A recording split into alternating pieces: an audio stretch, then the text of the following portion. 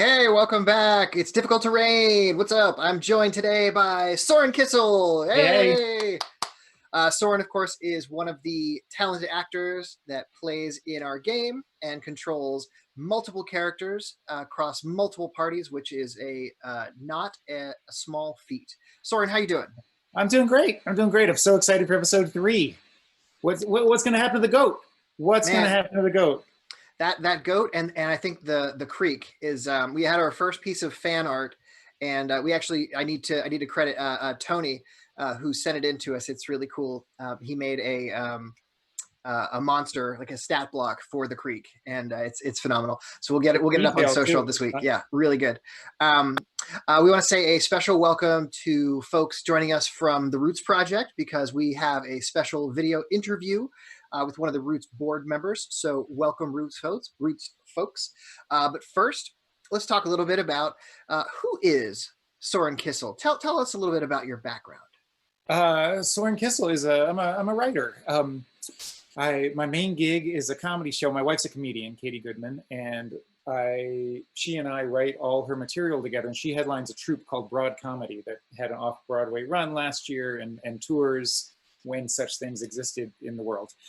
And so that's my main gig, Broad Comedy. Look it up, broadcomedy.com. It's an all-women like political satire kind of show. And then I write. I have a couple of children's books out there.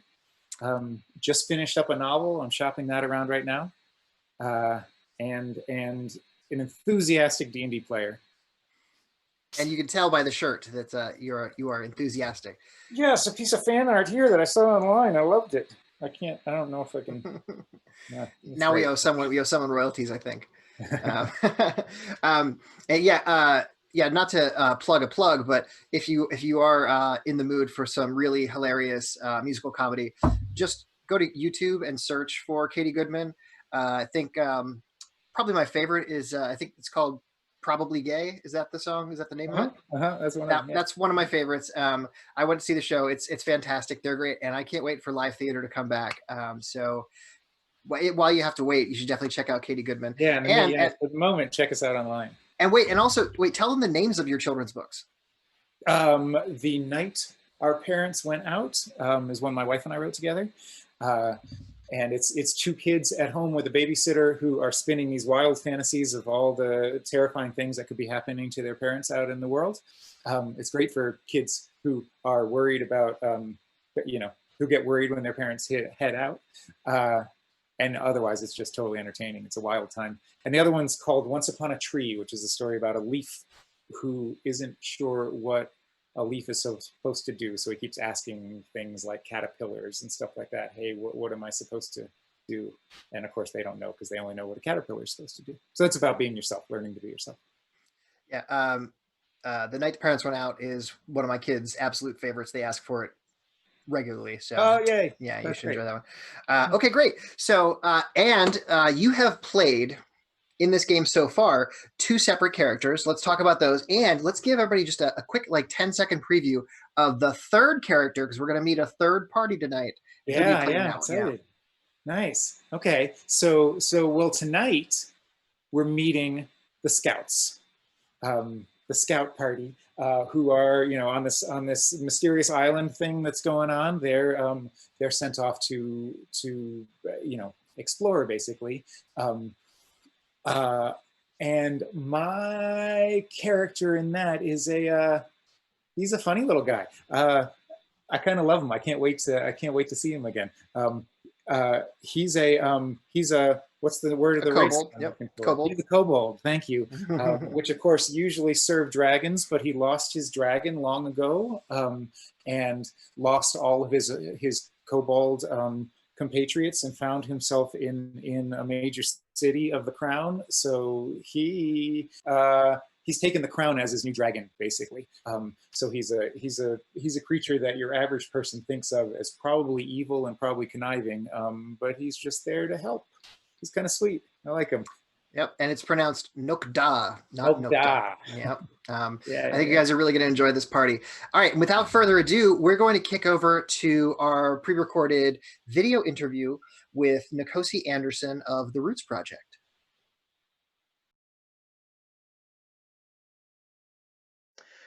I am joined now by Nkosi Anderson, a founding board member of the Roots Project, Inc. Welcome, Nkosi. Thank you so much for joining us. Hey, thanks for having me, Adam. Appreciate it. And we couldn't be more thrilled to be working with the Roots Project. We've been talking about Roots the past 2 episodes, but I wanted to have someone who's actually involved in the organization come on to explain it in your own words. So tell everyone what the Roots Project is, what its mission is, and what makes it different from other youth programs. Sure, that's a great question. The Roots Project, or Project Roots specifically, is a program designed for high school age youth from all walks of life. And the purpose is to try and cultivate leaders who are going to be able to go out into the world and combat injustice and oppression in the many ways in which it exists. Now, for us, our philosophy is that oppression operates on a number of different levels. It operates within each and every one of us, so it conditions us to feel certain ways about ourselves or understand ourselves in the world. It operates on the level of our social interactions with one another, how we relate to each other, how do we treat or mistreat one another. And then it also operates on larger institutional and structural levels. And so at the Roots Project, we're trying to work to combat oppression and injustice through the cultivation of wholeness. How do we create a greater sense of wholeness within us as individuals, within our relationships with one another, as well as the larger society? And so our work is primarily done through experiential and testimony-based learning. We have a whole curriculum that we teach and use to educate the students, but really the magic is done through the interactions, the stories, the different types of experiential learning that goes on amongst the kids in the program. And so that's how we try to focus on combating oppression on its different levels and different fronts. Great. Now, as a country right now, obviously we are seeing a period of tremendous upheaval, something that has not happened in either of our lifetimes, and possibly since the civil rights movement. Nothing this far-reaching has occurred. How does Roots respond to this changing landscape, and what do you take from this movement that's everywhere right now, and how do you pass it on to your delegates? Certainly. Well, I think upheaval is a great word. I mean, there's so much going on in our world today. And the only way that we're going to be able to move forward in the direction that we want to, in a positive kind of progressive direction, is through understanding and is through leadership.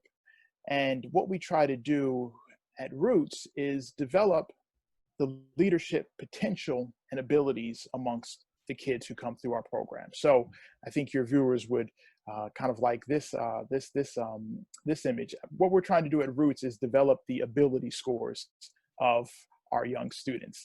We want to be able to train these kids to create and cultivate within themselves a greater understanding of compassion and empathy for others, a greater understanding and awareness of the world around them, and the actual leadership skills and tools that they can have in their toolbox, so that when they go back to their high schools, they're able to affect positive change in their local communities, and then in turn, society at large. And so that's what we're trying to do. We're trying to develop young leaders who can affect change in their communities and truly be the change makers of tomorrow. Awesome. And so obviously we're trying to raise some money for Roots, and tell our viewers what that money will do and what it could mean for the students that you engage. Sure. Well, first of all, I want to thank you and Tom and everyone associated with Difficult Terrain for all the support and love that you've been showing us these past couple of weeks. Really appreciate it. We thank all of you who have given so far. Listen, I'll put it to you like this way. Our staff is completely volunteer. No one takes a penny. We come to this work out of a love of young people, out of a love of trying to make society better, but also out of a belief in what we're doing. Now, unfortunately, we live in a world in which things cost. So your donation and what you contribute will go entirely to providing lodging, providing food, meals, providing the materials that we need for workshop and so forth. Everything that you give will go towards helping young people get something out of this program. Again, it's completely volunteer based. We don't take anything for ourselves, but that's because we believe in the work that we're doing and we believe in our youth. Fantastic. One last question. All right. If you could choose a Dungeons and Dragons character for yourself, would you be more of a spellcaster or more of a fighter in combat? You know, I'll say as a kid growing up, I was always enamored by Merlin and Gandalf, and above all else, Raceland from Dragonlance. So the answer is, pretty easy for me. Definitely, a wizard, that Awesome. type for sure. Well, that was a trick. That was to get you committed to playing a campaign. Awesome. Right on. All right, Nkosi, thank you so much for joining us. And everyone watching, if you have the wherewithal, please go to inclusiveroots.org/donate and give what you can. Thanks a lot. Thanks, Adam, and thank you all.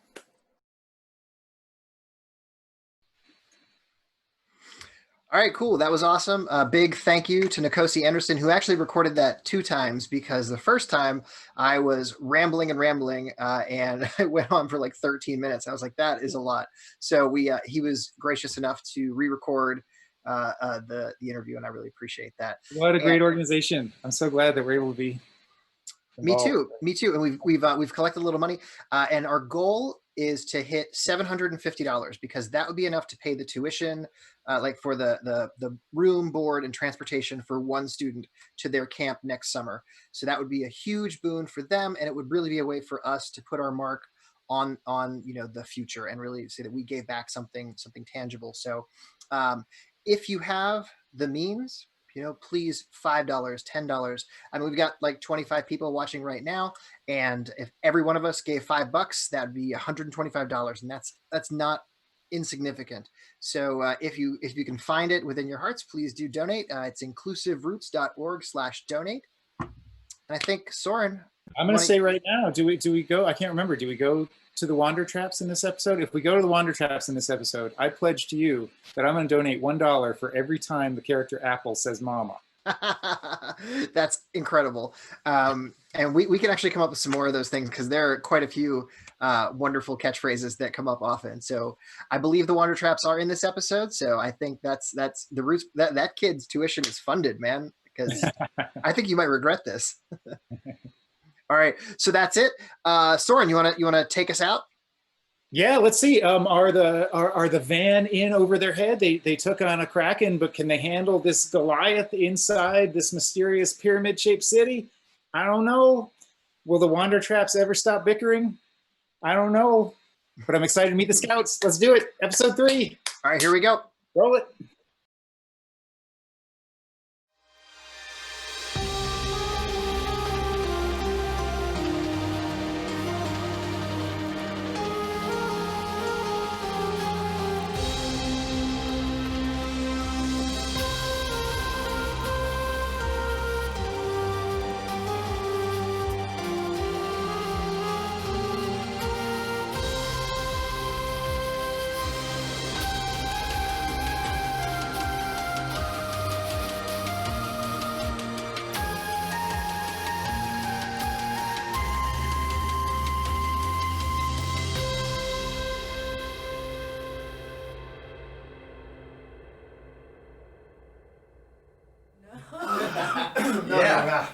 Hello, and welcome to Difficult Terrain, the 5th edition Dungeons and Dragons actual play series, where everything is 2 to 4 times harder than it needs to be. Sometimes 4 to 8 times harder. Yes, we're talking about 2 dungeon masters, and we are talking 5 players, each playing 3 or 4, or who knows, maybe more someday, characters. He's wild. Yeah, so we are coming to you here from the heart of Williamsburg, Brooklyn, from the 20-sided store. Woo! And we would, of course, love to thank our hosts for having us. It's really been it's a wonderful space to work in, and if you are in the neighborhood or anywhere in this solar system, you should come here now.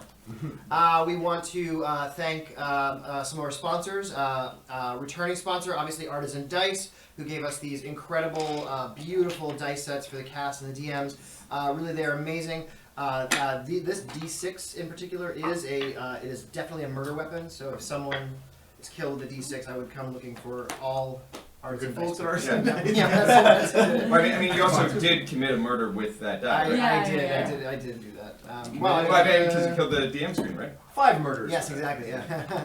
All right, and last episode we had we used our these are the of course the Bigas dice from Artisan Dice. They're very large. We used them in our dice tower, which was bad idea. Yeah, didn't work. Yep, bad plan. They got stuck in the middle of the dice tower, and we said, "Oh boy, we really need some better DM screens." And sure enough, the fine folks at Dogmite Games stepped up and they gave us these incredible carved wooden DM screens. You can see here, this green one has like a dragon on it. This one has like a tavern theme with a sword. They have other way around. Yep, that's but it's camera reversed, so Yeah. now It's a dragon themed, Yep. tavern themed. If you're asking, Yep. do they have high quality glass type plastic materials which you can write for initiative tracking? Yes, they do. If you are asking, do they have a ball bearing magnetic system on which you can keep notes? They do. Yeah, and it's they've got plexi little things you can, like cards that magnetize to the back of it, so you can write notes. They have attachments that you can put on, dice rollers and trays for your minis. Really, really incredible. And so thank you so much, Dogmite. These are awesome. So cool. Yeah, thank you so much. Yes. And of course, we have to thank Sirenscape. Their music and sound does come from Sirenscape. You can visit them at www.sirenscape.com. You really, really need them at your table. Yes, and of course we'd like to obviously thank Hiram McLaren Becker and David Haskell, our producers, Hiram's of the Cannery Collective. Thanks to Hiram and Punching Up Productions for punching up our camera game today. Wait, we have a slightly That's it? yeah. Oh, yeah. That's Maximilian Clark's Punching Up. Oh, yeah, you Productions. said Hiram, yes. Yes, Sorry. Hiram Cannery Sorry. Collective, yes. Yes, and then Maximilian is Yes. punching up. We Correct. have a lot Yes. of people involved here. So that's a good opportunity for us to introduce our cast. So we have a cast here today. We're going around the room for you. I don't know what it's going to look like. Here we have Pontius Hans Odaga. Hey, people. We have Carla Lerner Montero. Hello. Soren Kissel. Hi there. Maximilian Clark. Job. And Daniel Cohn. Hey. And of course, I'm Adam DeLeo, and this is Tom Woodley. And this is you. Yeah, so let's begin. So we are not on Earth. Of course, we are on Akrum, the mysterious continent that has reappeared after having been disappeared for a great many years. Mysteriously gone, mysteriously back. And the nation-state known only as the Crown has sent these envoys across the known world to this mysterious land in order to not only rediscover what was lost, but to reclaim it for the crown. And to do so, they have sent the heir to the throne herself, Princess Athliel, the Dawn Star, to sit at the table, the five-toothed table, the Pentabulary, in Negrithian, the City of Peace, and thereby reclaiming the crown's belongings in the colony. Along with the princess came a military contingent and about 100 or so civilians, passengers, there to start a new life. Some of them are farmers, some of them are carpenters and blacksmiths, whatever it takes to establish a colony. But right now, we go to a very special quintet of adventurers known as the Onslaught Vanguard. Now, the Onslaught Vanguard, as we've established, they are the heroes of the realm and have been for quite some time. For decades upon decades. They've been in retirement, but they've been called out of retirement for one last mission, as it were. Danny Glover style. I'm too old for this. Yeah, exactly.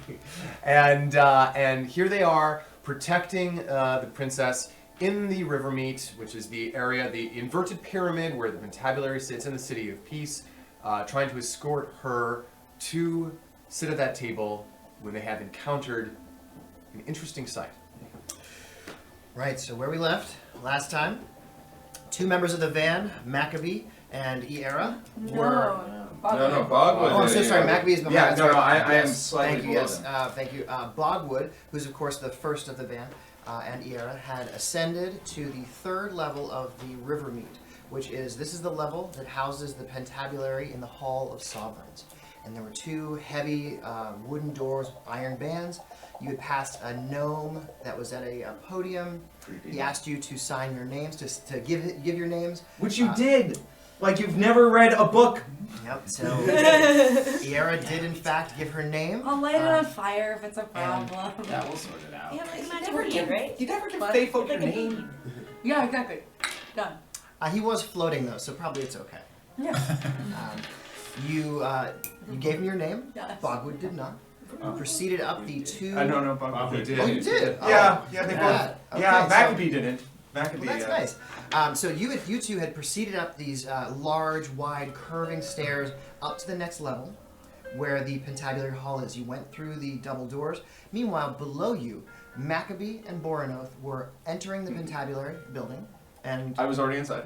yeah, we're getting there. Boranoth behind, a little below, with the royal couple, Princess Athliel and her husband, the Duke Alain of Brigandsend, as well as their two knight guards, Lusar and Terrell.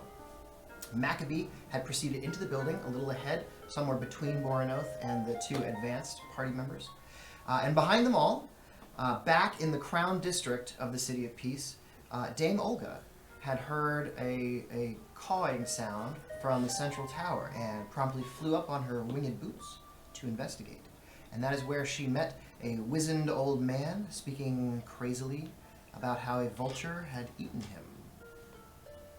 And Dame Olga was left behind, but she did hear her brother, Sir Boranoth the Brutal, blow his signature whistle and to call her.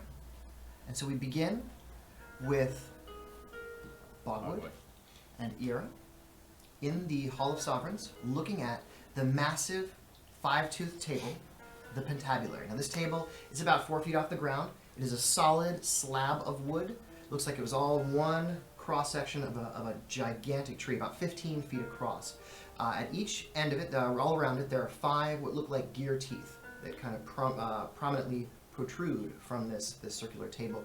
And the area under those has been scooped out to make little desks.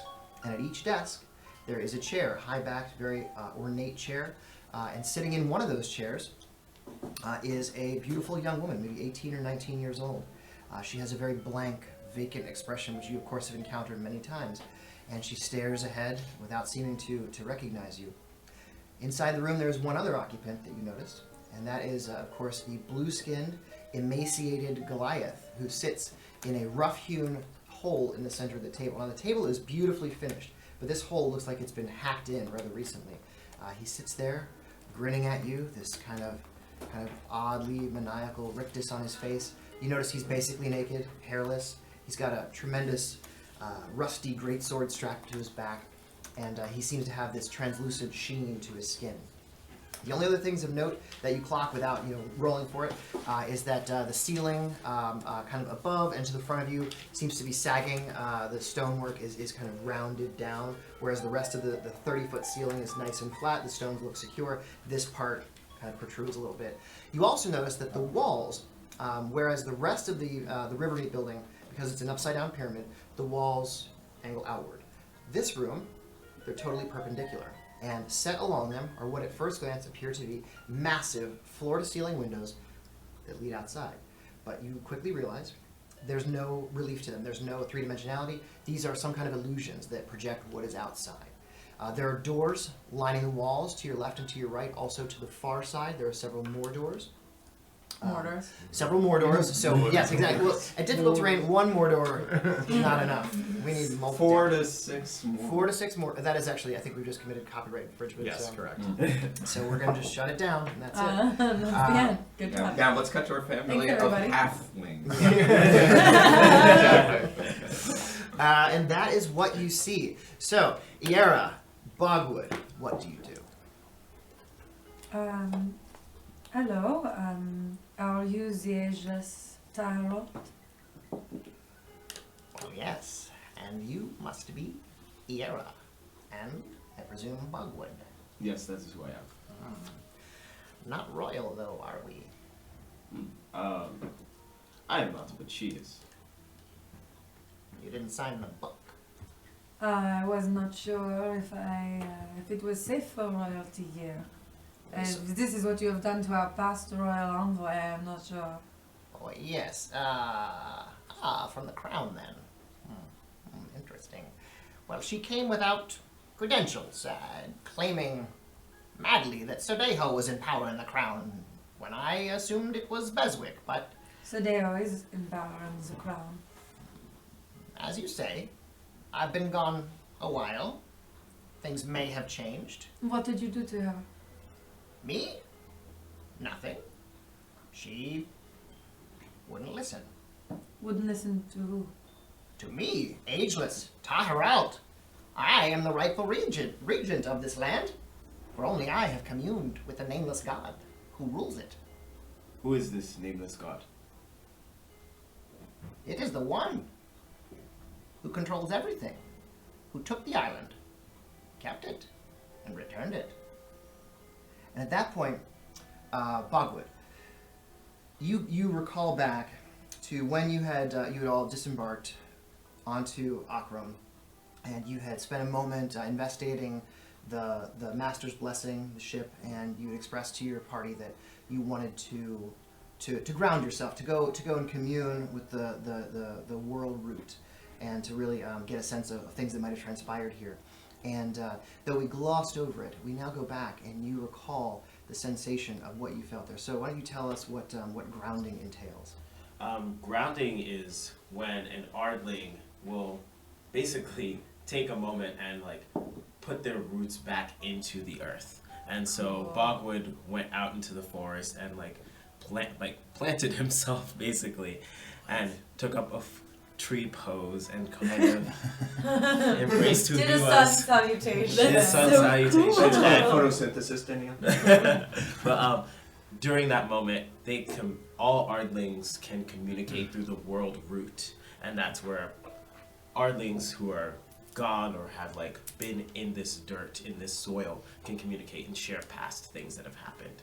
So question, does, when you root or ground, does that only communicate with Ardlings who've been in that spot? Yeah. One, or like all the other trees as well?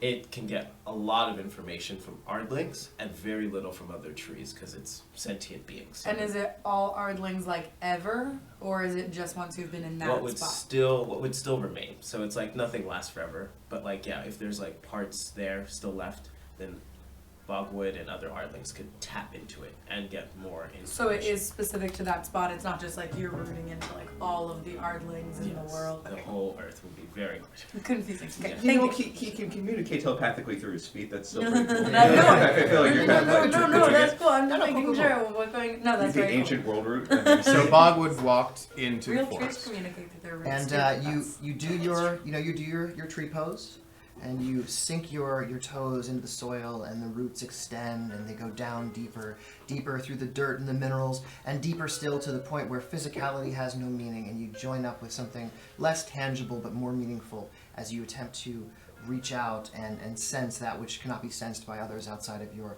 Ardling race. And you feel this familiar warmth and connectivity spreading through your body as your roots reach out, but are suddenly cut off, and almost painfully, and you're filled with a sense of revulsion and dread as this thing that has worked your entire life without fail, no matter where you've traveled, it seems as though this place where you are is somehow cut off from the world root itself, and it leaves you with this lasting sense of horror.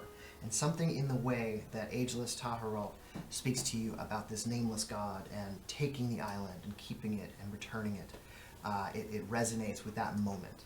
Something in the way he moves. It occurs to me there might be Ardlings just all over the place, standing there looking just like trees. You never know. You never know. Oh man. Like next time Third you act poop thing, in all the the trees woods, just you wake might up. have like 4 Ardlings standing there giggling to themselves. So now, That's after what happens in Bogwood's Wizard of Oz moment, with and after Bogwood's moment and flashback, we cut to the Master's What? Blessing. No. What? No, come on! No!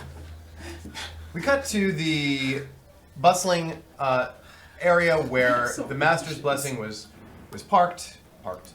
I keep saying that. Docked, let's say. There was no dock, so we can.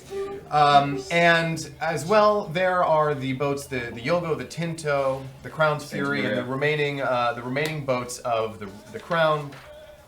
And you are all in an area. You are now the passengers on board these ships that have come over. You were all waiting to have your chance to kind of claim your belongings from the hold, get your provisions back, see what's up. There's livestock running around. You know, people are kind of getting antsy. You've been standing out here for a solid 6 hours with a noticeable lack of authority. There is an authority, a bureaucrat in town, the Magistrate Latham. However, since the princess and the duke and the van have teleported out, the magistrate seems to be of slightly less use than they were when they were there, and has been sort of this half-elf noble has been kind of wandering around, trying to, has a checklist, trying to check people off, and is basically going down the line, trying to make sure that people are contained in where they should be, and at a certain point, we find Nocta, a kobold. Can you describe Nocta? Yes. So Nocta is a kobold. Yes. These little sort of dragon-ish people, short, that look after dragons. His scales are red. He has little horns. A bit meek looking at a glance, and he's hanging back behind the magistrate, trying to be as useful as he can, yes, if any usefulness arises. Yes. As Noctas serve dragons generally, and he through a series of sad events lost his dragon some time ago, and has ended up serving the crown as though that's his new dragon. Mm-hmm. So he's just waiting. Should there be a moment? Yes, Nocta. Well, now is the moment that I do need you. I'm right here. Well aware. So if you would follow me to the dais here, and the magistrate leads you to a hastily built platform. This is really just a number of sort of crates kind of turned over and lashed together to give an appearance of something from which the magistrate can speak and be listened to, a literal soapbox, if you will. And the magistrate kind of climbs up and leads you up to this dais. You're not maybe used to being in front of all these people. You want me up on the dais there? Yes. Come on. Yes. Yes. So the magistrate kind of tries to get everyone's attention. Attention! And then they say this in Dwarvish and Elvish and all the languages that they know, until after a few minutes kind of all of you and your various millings about kind of turn and look to see them. Yes, well, I apologize, everyone. I know that this process is taking a little bit longer than we thought it should, but we know you are doing the best that you can. You're working quite hard and performing admirably. Thank you very much, Nocta. Nocta, the elder scout of this colony's purposes. Thank you. Well, look, everyone, it seems as if the captain of the Master's Blessing, Captain Dalanay, and his crew, they have left this ship here. Quite a few of you have asked me why it is still here. Well, it appears that they have left to go upriver to the capital of Tourmaline. This is a journey of several days. It is a journey from which they have not returned. Don't worry, I'm sure everything is fine. We do not know what comforts the city of Tourmaline may hold. Quite a few of you have been asking me about that as well. It's a little bit of an outstanding question, isn't it? And quite frankly, I will not be responsible for the fates of 100 civilian souls as on a forced march through difficult terrain into an uncertain future. Yes, thank you.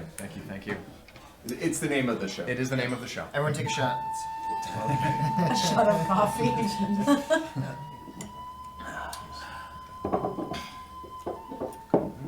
So, yes, I just took my shot mentally.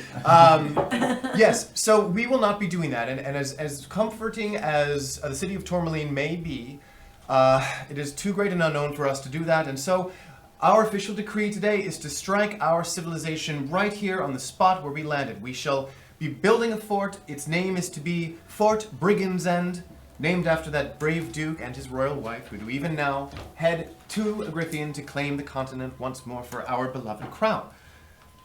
However, it does behoove us to know for a fact what treasures the city of Tourmaline may hold, as well as what might have become of our predecessors here, the crew of the Master's Blessing. So I am dispatching a small team of scouts under the leadership of our elder scout, Nokta. Nokta, yes, I'm sorry. We have drawn lots from amongst the townspeople here to see who will be joining. Qualified people only, yes, we've taken into considerations your various skills and such. Your duty is to head upriver to make as swift and thorough a report as viable to the suitability and the safety of the city of Tourmaline. And so now I will read the names of the 4 individuals who accompany Nokta upriver. First, we have our naturist. Yes, our naturist Arum Diakukam. Oh, that's me. Thank you. Yes. Yes.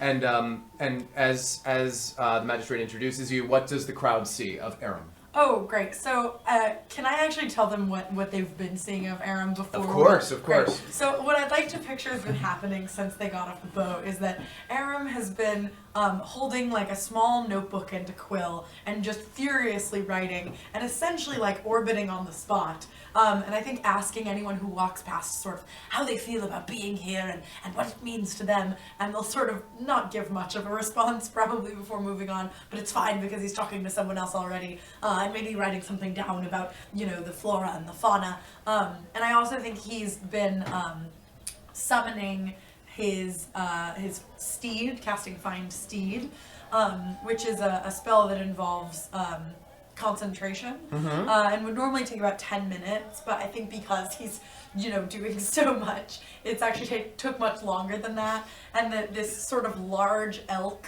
was like 3D printing from the ground.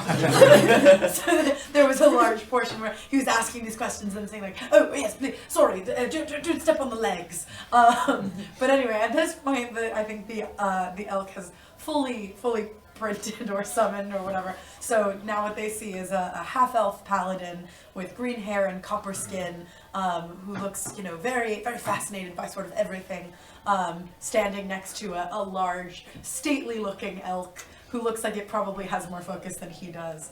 And they're sort of standing next to each other. I think the elk already has sort of vines threaded through its antlers somehow. But he looks enthusiastic and he's still sort of holding the book. Now, when your printer is working, is it like a real 3D printer where it arrows out? Like every time it arrows out, it you just have like 4 stumps where the legs were like started but not finished, and they kind of trail off in like a little like streamer of plastic.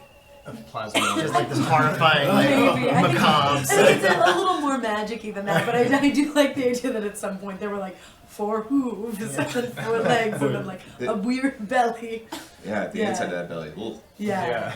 It's hard. Yeah, children are crying everywhere. Isn't nature wonderful? Everyone's crying. Yes, it's very exciting. It's taught me a lot about the anatomy. So Arum takes it's fey, it's not full of blood, it's full of magic. So you take the dice next to Nokta, and the magistrate says, yes, our naturist Arum, and next our expert in the waterways and the fisheries, Riley the turtle. Hi, that's me.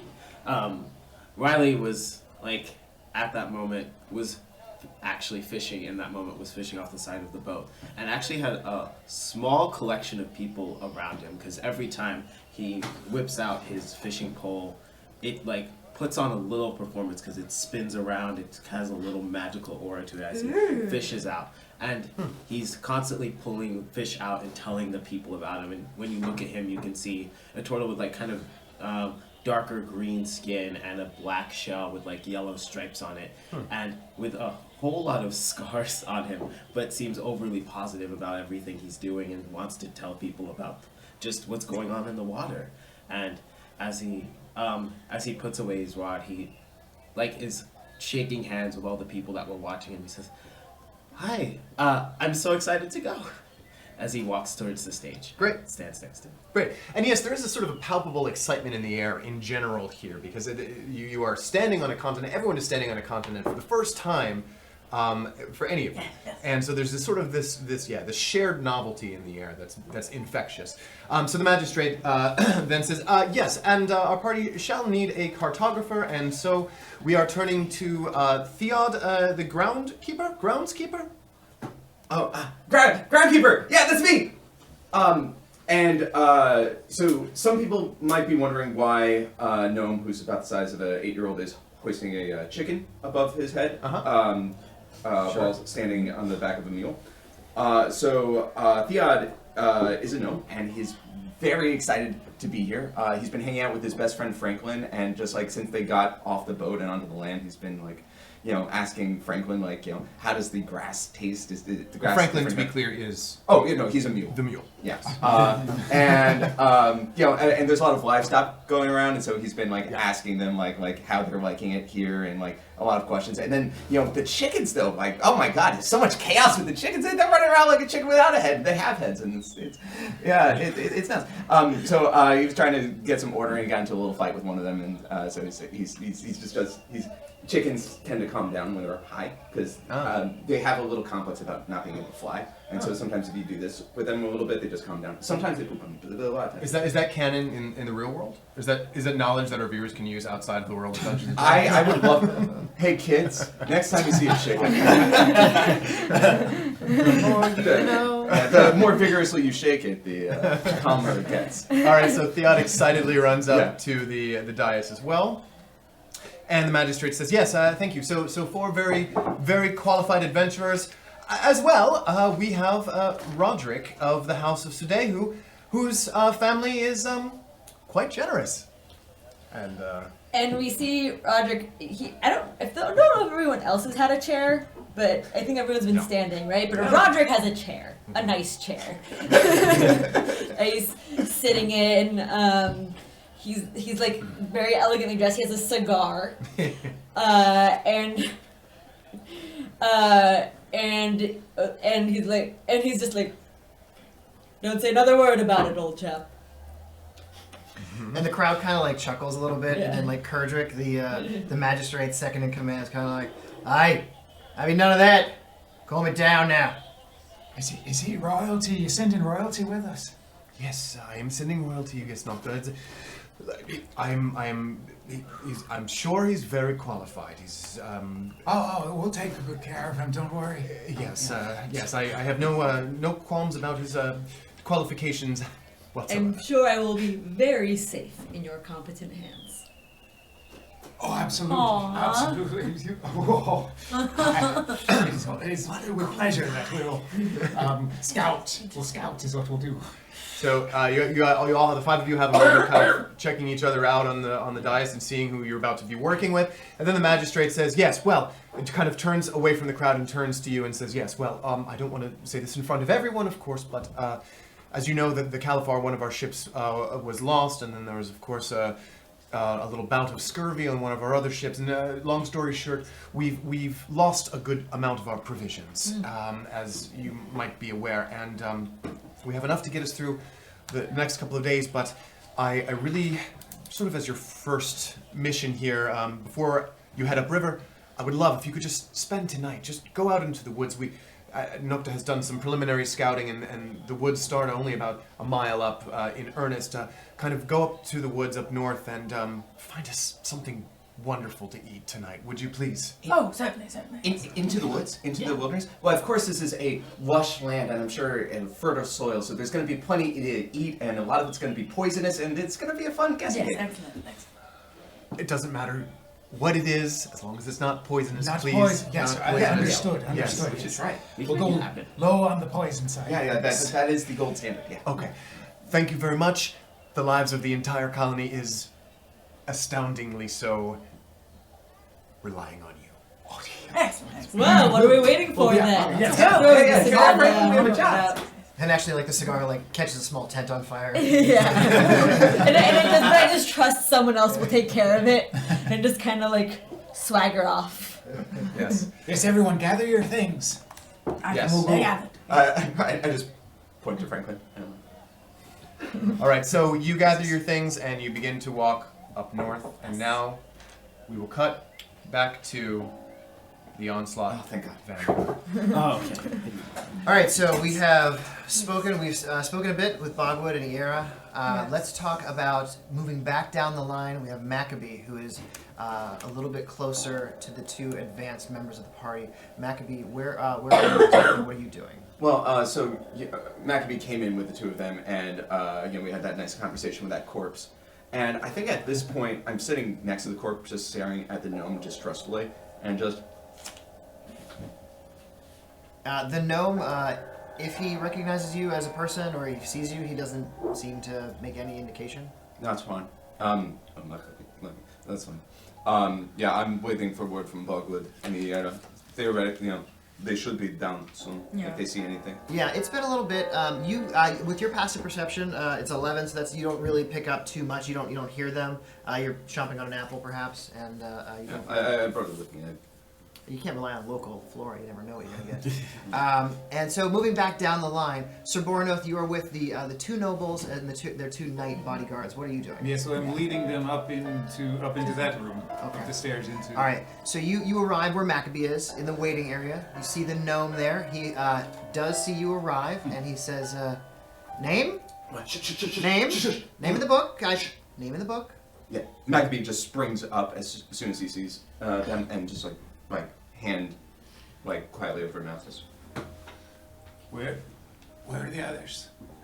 They're upstairs, but I don't know. This place, it gives me the heebie-jeebies. Is that where the table is upstairs? Yeah, I think so, but they've been gone for 5 minutes. Yeah, I would say we're getting to 5 minutes. They went up carefully, opened the door slowly. They've had some conversation. So I'd say, if not 5 minutes, we're getting to the 5-minute mark. They've been up there for 5 minutes. I trust Iera will send a message, good or bad. The princess would like to go there now. Princess, we go up, yes? No. I follow your lead, Sir Bornoth. Sir Barnett, I do not trust that it's safe. This guardian gnome makes me feel like, about it. Let them scout first. And the Duke kind of pops up and he says, "What? It's a name in the book, Mr. Maccabee. I mean, how names are important." Well, and I agree, but the princess can I bloom a little as I said that? The princess comes up and she puts a hand on her husband's shoulder and looks you right in the eye and says, "Bravery is important too." And she steps up to the book and she gives her name. Oh my she gosh. says, "Princess Athliel, the Dawnstar of House Sadeo, I'll light it on fire. heir to the throne of the crown, daughter of King Rufus III." And he's furiously scribbling all this down, and he says, "Royal?" She looks at him curiously and says, "Yes." And he puts a check mark. Names? Names? Yes, we go up. Come, Maccabee, we go up. Yeah. The Duke takes a moment to, he kind of says, looks at you and says, "This is why I love her." And takes him, proudly signs his name. Can I, Duke Elaine? Yeah. Can I stop him from doing that with more blooming? Make an intimidation roll. Oh, my fancy. That would be... Wait, Maccabee. Intimidation, there is a 25. That is a success. Yeah. Didn't really have to roll for that. Yeah, does he have a plus 15? I'll roll my d50 to see if, yes, so you have succeeded. So the Duke does not sign. Okay. Yeah, he kind of looks at her, looks at him, and says, "One is probably enough, actually." Yes. I just give him one of those. Okay. You can just say +1. One of those Mike from Breaking Bad, just like little. All right, I say so to the spacey little gnome. Yep. My sister, she's another orc like me. When she comes, you send her up. Come, princess, we go. Name?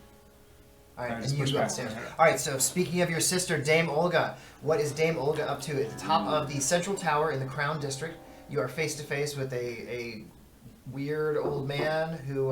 You're actually sort of face to back, because he hasn't completely turned around. He's sort of profile. You can see he's kind of missing some teeth and kind of rocking back and forth. And again, kind of, you're in this sort of library shaft, sort of like books encircling the wall, going down for many stories, and in the central tower. And he's got a vulture sort of half perched on his shoulder, not really paying you too much mind.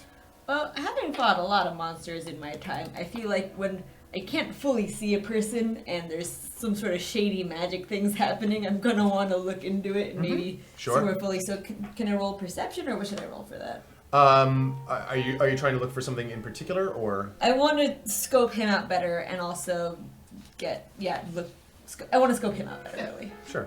So yeah, just gut feeling and perception and stuff. 12 + 5, that's a 17. Great. So what you see is he has this vulture who they seem it's a slightly larger than normal vulture, and given the sort of the echoey nature of this library, actually sort of bad acoustics for a library, if we're being honest. It seems like it's very possible that this vulture was what made that cawing sound, sort of resonant through the tower.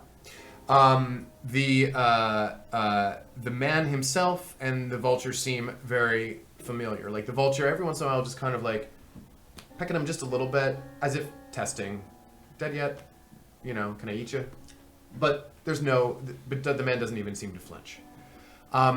There is something about him that speaks to you of an intense distance, or let's say an intense unintensity. There's something missing from him. He's very much physically here, and it's not that you have the sense that he's mentally not here. You have the sense that he's mentally not anywhere. Disaffected, maybe. Mm-hmm. Anhedonia. But I also heard my brother whistle, which You did. means that I gotta get out of here. You will be staying here, yeah? And he kind of looks towards you as if seeing you for the first time, kind of stares through you and at you at the same time, smiles wide. Staying here. Can I help you find a book? Okay, perhaps later. If you would not mind, may I have a strand of your hair? A normal question. Yeah. For this group, you guys are you're hair collectors. Guys, it's for a spell. It's just not. It's It's not something Maggie's into.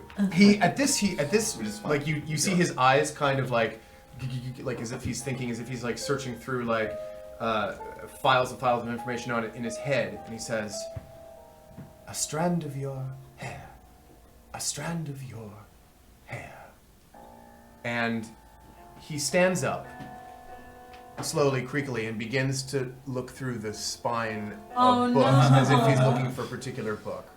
No. All right. Can I just take the hair? You go right up to him, and you don't even need to make a roll for it. He's not moving. If he has any kind of dexterity bonus, he's not taking advantage of it.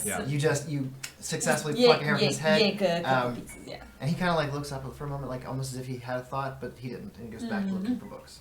Okay, so I tuck that hair. Yep. You add it to your hair collection. Into my hair collection. I'd like to think that Maccabee has a strand of each of our hair, just in case. I think he definitely does. Oh no, 100%. Yeah. But again, it's not weird. It's for magic. All right, so you take the old man's hair. I take that and I give him a weird look at the vulture and fly out of there. And as the vulture goes, this ominous call that sort of echoes up and down, and you're out. Birds. All right, so you're flying out the window. Olga's flying out the window. Yes. Okay. And you're making. Are you going down to ground level? Or what are you headed? I'm headed towards where my brother was. So he was at the base of the inverted pyramid, the river meet, and that's where you're headed to the base. Yeah. Okay. It's a ways away, so it's going to take you a while to get there. So we're going to cut back inside. We have actually we'll go backward in order now with Boranoth, Maccabee, and the entourage. You guys have made your way up the curving stairs. And remember, below each set of those curving stairs is a somewhat larger pool of this viscous black tarry sludge that you saw outside. One of the knights, Lusar, stuck a sword blade in it and pulled it out, and it was smoking because it was corrosive. Wait, this is inside the room with the gnome, or are you talking? This is inside the room with the gnome. So the gnome was kind of in the center. Imagine the gnome is here, is where we are. To his left and his right are these large, curving, sweeping stairs that go up. underneath those stairs, like kind of in the corners of the room on either side, are these large puddles of this sludge. But it's not like a fountain. No, it's just they're just resting on the floor there. Be careful, I saw that outside. It might be alive. And you make your way up. You get to the door. Yeah. I think Maccabee is probably 10 or so steps ahead. Okay. Right, Bornath, Yeah, the sure. princess, and the guards. And so marching order, Bornath, are you in the rear or are you behind Maccabee? Where are you positioning yourself with relation to the others? So you're sort of you're going silently. Yeah, So yeah. just Okay, give me a stealth check. Okay. 7. Okay. I am. It's creepy. I'm minding my Actually, we're gonna go with passive because he's not really looking for you. Yeah. Okay. Good. Okay. Good to know. So you make your way. So up we're the just steps. 10 or so feet back, and we're just walking. And are you going first? I'm in or? front of the princess. yes. Okay. So you got the princess behind you. We'll say the 2 knights in the ring at the back. rear. So Yeah. they're the VIPs are kind of in an exec protect situation. You make it to the door, Maccabee, and inside the door, which is a little ajar, you see Iera and Bogwood conversing. Now, Iera and Bogwood, this room is about 45 feet square at the floor and at the ceiling. It's 30 feet high to the ceiling, except for that one spot that's kind of sagging. And the pentabulary table is 15 feet, so it's in the center, maybe 15 feet away from you, and it's occupying the center of the room. And of course, Ageless is sitting in the center of that. Where are you two in relation? I think that we left the door ajar, and I think we're probably like a few feet inward. Yeah. I think probably I'm standing slightly closer because I've been doing slightly more of the talking. But I think we're more or less like next to each other, about 3 feet into the room. Okay, great. And so you're having this conversation, and Maccabee, you're definitely close enough. And as this conversation goes on, Bornoth, you're going to get close enough as well. Are you trying to be subtle as well? I think he's not trying to draw attention to himself, but no. I mean, he's in Okay. full armor. Okay. Yeah. He's walking up stone stairs in full He's an armor. orc. All right, Jimmy, do you want to try and give me a stealth roll disadvantage to see what happens? I mean, you can't do much worse than Might as 7. well. Oh, how about a crit fail? Okay. No. All right. Which, Wow. with no bonus, is still a crit fail. Okay, so clank, clank, clank. Clank, clank, clank. You make your way up the stairs. So we hear them probably coming Yeah, out. I will Okay. say, actually, with well, your passive perceptions are not awesome, but Bogwood's, yours is not awesome. You have 11. Bogwood's is very good though, so you actually are aware your allies are coming. Yes, and actually, I'm going to say with the crit fail, what actually happens is these steps are they're stone steps, but you know, time has weathered these places in interesting ways, and you actually step on something, and a big crumbling piece of the step kind of falls down the stairs, making that stair, for later reference, difficult terrain. We make it wherever we go. Yep. That's right. Can I say that my 7 is because when that happens, I just like hiss a little too loudly. Bornath! Yeah, exactly. Yeah. So you, Yara, you are conversing, and where we left last, you had told this figure that you were indeed royal, and he challenged you on that and said, "You didn't sign the book. You saw my sign. I worked very hard. I actually made 4 copies of that sign. You didn't pay attention, but you say you're royal." I want to know why you want a royal person here. Well, it's the law, isn't it? That's still the law. You have one already from our kingdom. Yes. Well, What she doesn't has seem... happened to her? As I said, she came in without presenting credential. She thought I to... am not presenting credentials. Good point. Well, if you are what you say, approach the table and take the crown seat. I have no intention of sitting at this table until I have a better idea of what has happened to my compatriot. Well, she may still be saved, if the nameless god wills it. But if you're unwilling to How do do your I duty... converse with the nameless god on behalf of my countrymen? Oh, easy. Through me. That's why all the countries who govern Akram will report to me. You are clearly very wise. Why, thank you. How did the nameless god find you? What occurred that led you to be the voice piece of the nameless god? Make a persuasion check to get him, get him talking about himself here. 18. Okay. Oh, actually, yeah, that's a yeah, okay. So he actually, air has this effect on people, and so he says, nobody really asks about me. He tells you that so often it's about the god, always about the god. Right. He says that many years ago he was just a simple soldier. Okay. He was sent on a mission to track down some bandits who were harassing people outside of Igrithian. He tracked them down. There was a battle, and as he lay dying from this battle, the nameless god reached out to him. He swore that he would serve whatever god would save him, and in that moment, he touched the aberrant mind of this strange entity, and it granted him tremendous long life and unspeakable powers. And he says, now that you know about me, tell me of your lineage, House of Sedejo. My friend, will you allow us to talk for 1 second? No one's stopping you. I pull Iera aside and I'm going to inform you of everything I feel about the Nameless God and just kind of like the general fear I feel of it. And then also tell you to send a message to tell our companions to stop outside the door in some way. Cool. I'm wondering time-wise. It feels like this would be. It's been a long conversation, and you guys are at the door now. So Maccabee, let's actually say before that message pops off, before you get the message stops. Unfortunately. You've heard this bantering. You're at the door, and by now you guys. Wait, I heard the back and forth. Yeah. Okay. But I haven't seen anything yet. The door's ajar, so you can see in a crack. You can see Iera and Bogwood standing a few feet in front of the door. And you can see a little sliver beyond them, maybe to the table. Right, like if I stopped them. But like on the way up, we heard. You heard voices. It's a big echoey chamber, and as you got to the door, that's when you started picking up the actual details of the conversation. Okay. Okay, like the nameless god, infinite power, and things like that. Oh shit. Okay, so to be clear, the things that Maccabee has heard, it's just like, yeah, I was dying, and then a nameless god gave me unlimited power. I don't know if you said unlimited, but definitely. Yeah. That would seem unfair. At this. Yeah, gave me a reasonable amount of power. Yes. A challenge rating 25 of power. Okay. So, Maccabee's very tense. Very tense. So, I think I am going to hold. Like, this is a very strange conversation, and we have the princess. So I give the signal to Borneth to hold. Okay. So you're holding at the door. Borneth, what do you do? I think we'll walk, as quietly as I'm being. As confidently quiet as I'm being. I'll walk up behind him, but indeed we'll stay there. Okay. See if we can say anything through the door too. And Dame Olga, you're just making your way as fast as you can?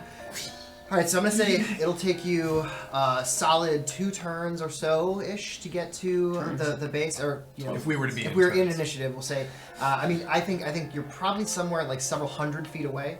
So your winged boots have a fly speed of equal to your walking speed, so that's 40. So as the winged boot flies, if you're dashing the whole way, I'm assuming you are dashing. Yeah, it's gonna take you a while, but we'll check in with you periodically in case you want to take some action while you're zooming toward them. So back to the room. Everyone's holding. The princess looks to Borneth and says, "Are we going in? What are we doing? I'm not sure." Princess, there seems to be some sort of elder warlock behind these doors. It's elder warlock, says the Duke. That's nonsense. I mean, this is our place. Darling, please. This is what they're here for. I'm so stressed. Alright.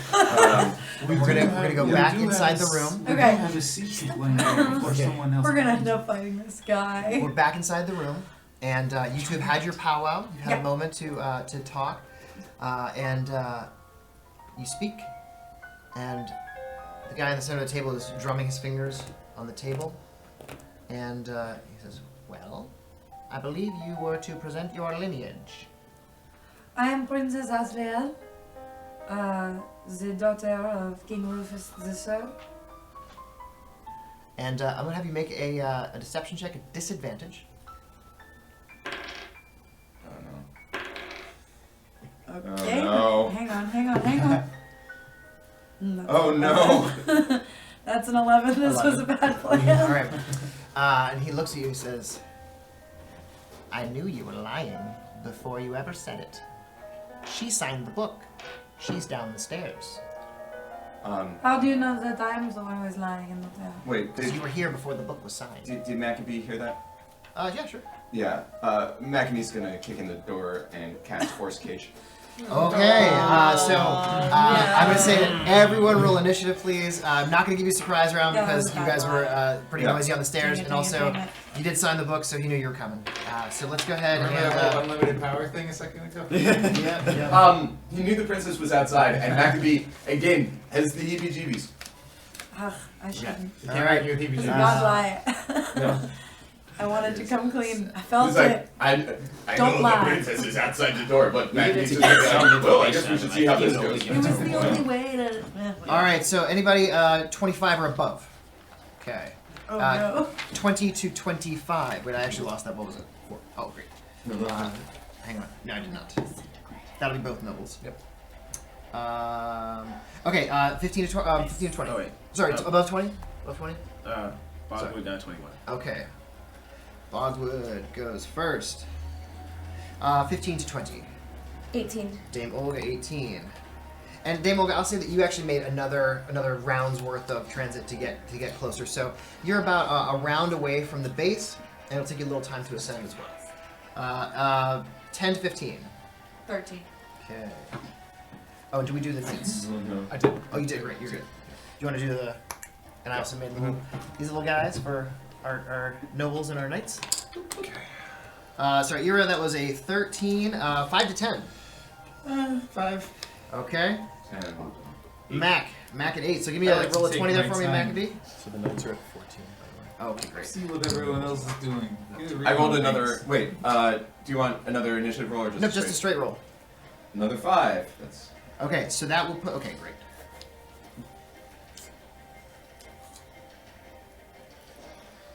But since I started combat by casting the Force Cage, does that go through? No, I'm going to say that the hostile action of casting that spell is what sets off initiative, but to let you begin the round, even though you roll poorly for initiative, I mean, imagine the converse. If I say, all right, he's going to cast some, whatever spell, Right. and it just takes effect before anybody has a chance to do anything. I think the way I like to do initiative is that, that's your question, is essentially? Well, because we weren't fighting, and then I cast Force Cage, and now we're fighting. No, I'm going to say that action, it kicks off. Yeah. So I'm going to go ahead and we're going to roll initiative, which means that Bogwood is going to get to go first. Is he the blue guy? No, Pugwood. sorry, the I didn't blue mean- guy, little exclamation points, those are your allies. Nice. Okay. The red question marks are the bad bads? individuals. Cool. And I mean, really, I could have written your name on it, I guess, but I was lazy. So it's like the spell isn't cast, but he's like gone to cast Exactly. the It's spell. Okay, that's you're what's happening on your turn. Okay, so I was when you like, get there, hey, you guys can't blame me. Bogwood's the one that started it. Right. Yeah, so the idea is that you're, and actually I'll even say that on your turn, if that turns out to not be the most advantageous thing for you, you were doing something hostile, and that's what kicked off initiative. So whether or not you end up casting Force Cage is up to you. So Bogwood, you are in the room about 3 feet in, and it's you and Ira. The guy at the table seems to he's onto you, and Maccabee kicks in the door, SWAT team style, and he starts leveling his, I guess, your rod of the pack keeper at this bad guy. What do you do? And okay. So, where was the princess in your? Behind Borneth. She's still on the stairs. Okay. All right. So she's still on the stairs. So it's really just you at the door right now. So Yeah, well, and Borneth behind me. And Borneth behind you. Okay. Then in this case, I would definitely look at this situation and be like, I guess this is what we're doing now. This is what we're doing. So Bogwood's gonna try and see if he can get stunning strike on this guy. All right, so he is well into the room, but certainly you can make it there. You have a base movement speed of what now? 70. 7. Yeah, he's in the room as well. So. You can easily make it to him. He is seated at the table, so you're gonna kind of have to hop over the table, and like you're essentially standing on this large table and like whacking down at him. But totally, you can do that. Go ahead and make an attack roll. Okay. So. And make sure you're tracking your key points. Mm-hmm. Okay. Where are the cards? That's gonna be a 25. 25 will hit most certainly. Okay, and then I'm gonna put a stunning strike on that, so that's going to be a DC 16 con save. Okay. That is a 27 on the con save. Oh no. Well, No, I'm sorry, 23. 23. Luckily, we got a lot more hits to do that. Yep. So he's not stunned. But go ahead and roll your damage.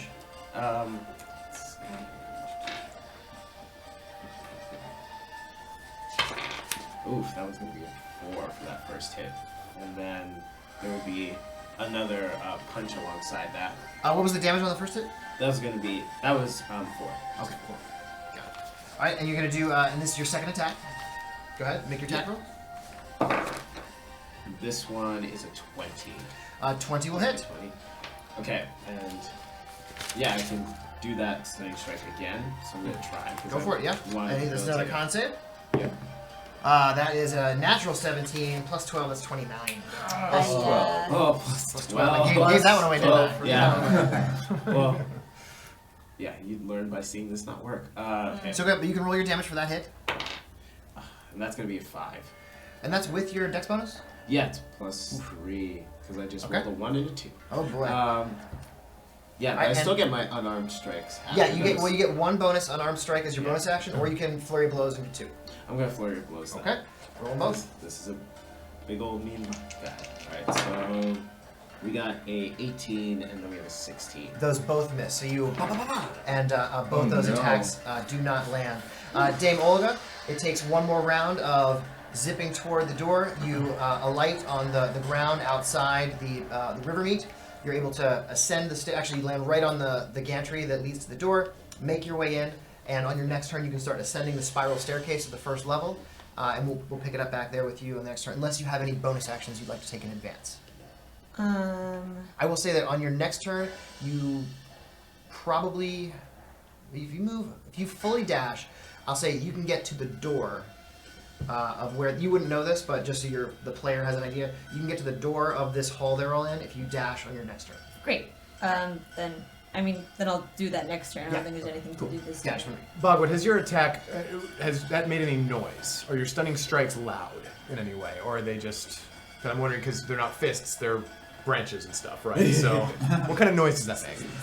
It's kind of like when Bogwood hits anything, it's kind of like literally what you'd expect from like a plank of wood hitting the ground. It's just like Okay. It's like so it's not the quietest thing, but it's not very loud. Okay. So one of the knights you notice on the stairs kind of perks up a little bit of this and draws his sword, and he's going to ready in action and jump kind of right behind you. So Captain Lisser is going to jump right behind you with the sword drawn at the ready in action. Should anything happen, that's the knights. And that's Oh yeah. me. Yeah. And that brings us, to Danielle for Sorry, it. So I am going to cast Lightning Bolt.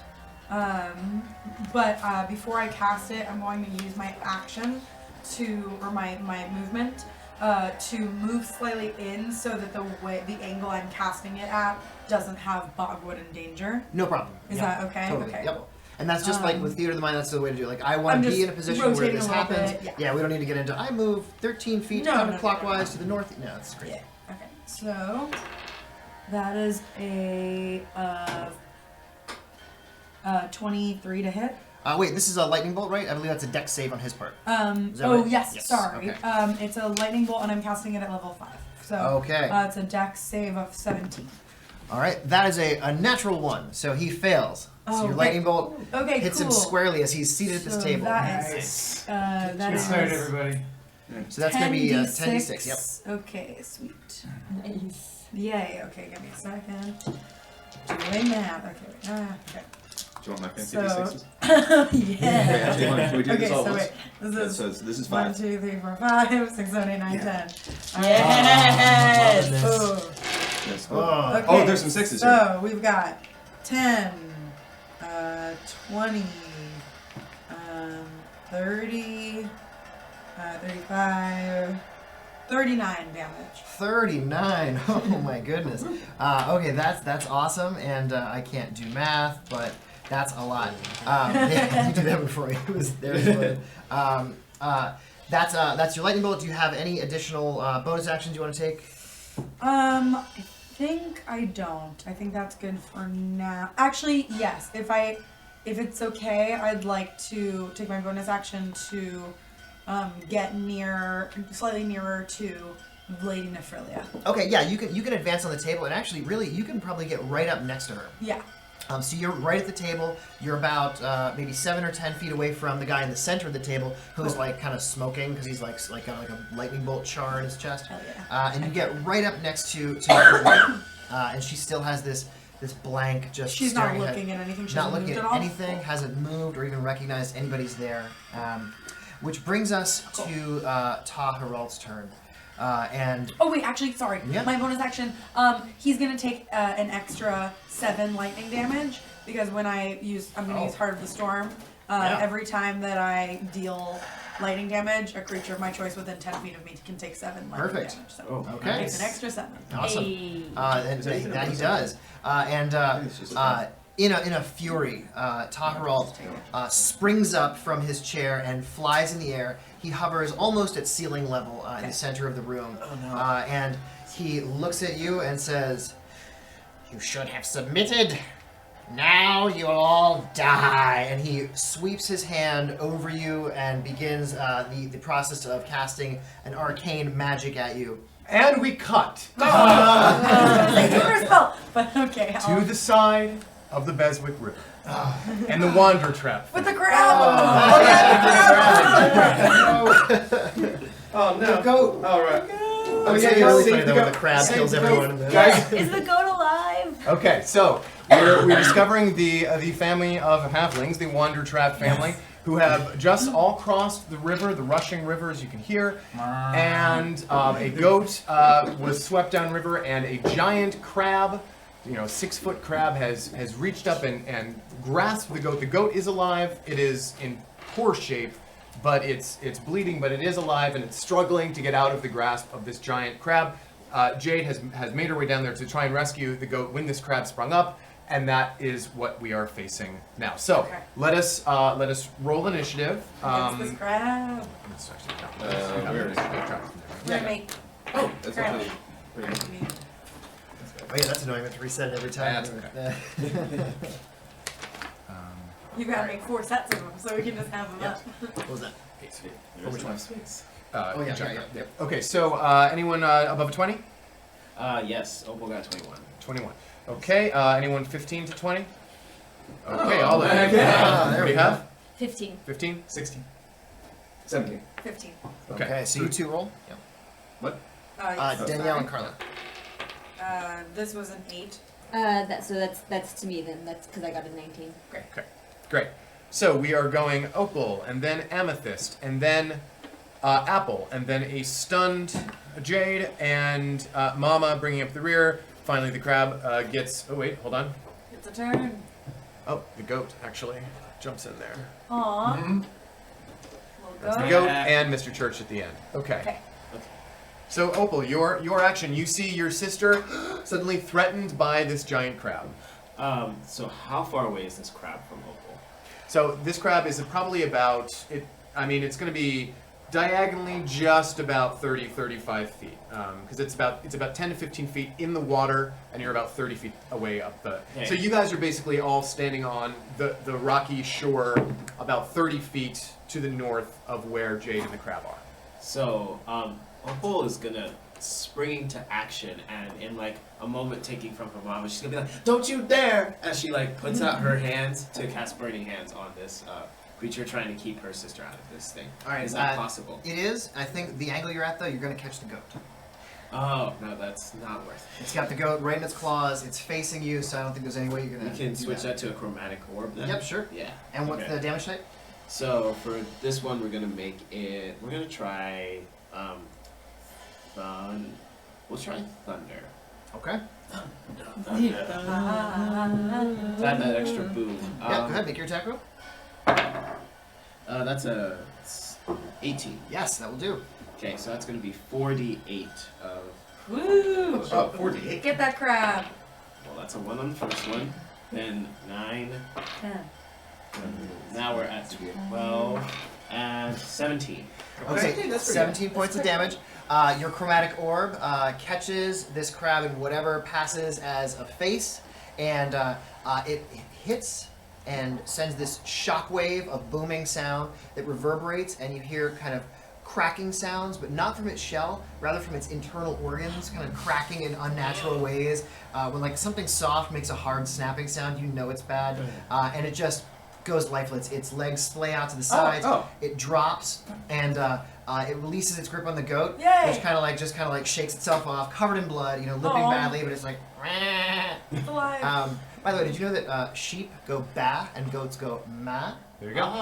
True story. We took my kids to the zoo. Yeah. Anyway, so that happens. You kill the crab fairly easily, and everyone kind of thinks, "Whoa!" And the goat kind of falls to the and scrambles and everything, and kind of if goats can exemplify an expression of gratitude, it does. Oh, nice, team goat. Is it still on the rocks? It's still on the rocks, kind of Yep, scrambling yep. around, but it looks like. And Jade is still in the Right. river with the thing around herself? Yes. Okay. It's showing its goatitude. Jade, will you get out of there before you get your clothes Jade, get even up, dirtier? get the goat and get back here. Well, we're actually gonna stay in initiative just for right now. Pourquoi? So Hans, you did fire your chromatic orb, and you moved a little bit. Do you have any other bonus action you want to take? I mean, beyond that, just like egging the goat to follow me away from the river, just in case. Yeah. Okay. All right. So you do that. Yep. And you notice that behind where this small crab was, there's a large pile of detritus and that sort of thing. And as you're focusing on it, you almost are focusing so hard that you don't at first notice the sounds coming from behind you, from where your family is. But the rest of the Wandertraps certainly do notice as the earth underneath you rotates sharply and shifts upward, and you all begin to rise. I need everyone except for Opal to make a dexterity saving throw, please. And not Jade, because she's. I'm sorry, not Jade or Opal, so just the three of you. And Mr. Church. Ooh, yes. I got a 22. Yep. Whatever you get. 5, okay? I'm rolling the crit fails today. Oh my. Nice. So we got... Amethyst isn't cut out for all this jumping around. All right. So Mama Citrine and Mr. Church both succeed. They are able to dodge to the side as the earth rockets up above them. Apple and Amethyst, however, are knocked prone as the earth underneath you begins to rise. And not just the dirt, but rocks and tree stumps, things that you thought were permanent features of the land begin to rise up 5, 10, 15 feet in the air until in front of this mound you're on, 2 enormous hulking sets of claws rise from the stream bed and snap out into the air, and as this thing shakes and mud and river muck fly off it, and it looks down, and on the ground it sees Mama and Mr. Church in front of it, and this is a crab just like the one you saw before, very similar in look except much, much bigger. One might even say it's huge. And the first thing it's going to do is it's going to snap a claw at Mama. Mama, who's not prone, so it doesn't have advantage, but that is still a natural 19 plus. So that's a 23. Ooh, that hits. All right, and so Mama, you're going to take. Let's see.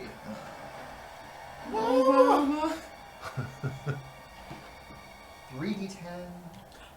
That is 13 plus 4 points. That's 17 points of damage. So snap, and you are now grappled. And the second attack, it's going to go ahead and attack Mr. Church. Poor Mr. Church. And that's a 2. So Mr. Church actually a little more nimble than you expect. He's been around the halflings long enough to have adapted some of their nimbleness, and he kind of ducks out of the way. And he is a veteran of some wars. He's not he's no longer active. He doesn't really fight a lot, but he ducks out of the way, and he's made it to safety. That is the hulking crab's turn. And we go to Amethyst. This giant crab has my mama stuck in one of its claws? Yeah. Because of Jade and her actions? One might say. So, I'm prone. Can I get within 5 feet of mama? You cannot because you are atop this. She's pretty far out there. So it's got her in its claws. This thing is arms itself. Yeah, actually, sure. You can move across its back as though it was normal. And to get out to where she is, though, I'd say you have to kind of slide down, kind of Legolas style, one of the arms, or hop off the Can shell. I jump? I don't need to land. Yeah, absolutely you can.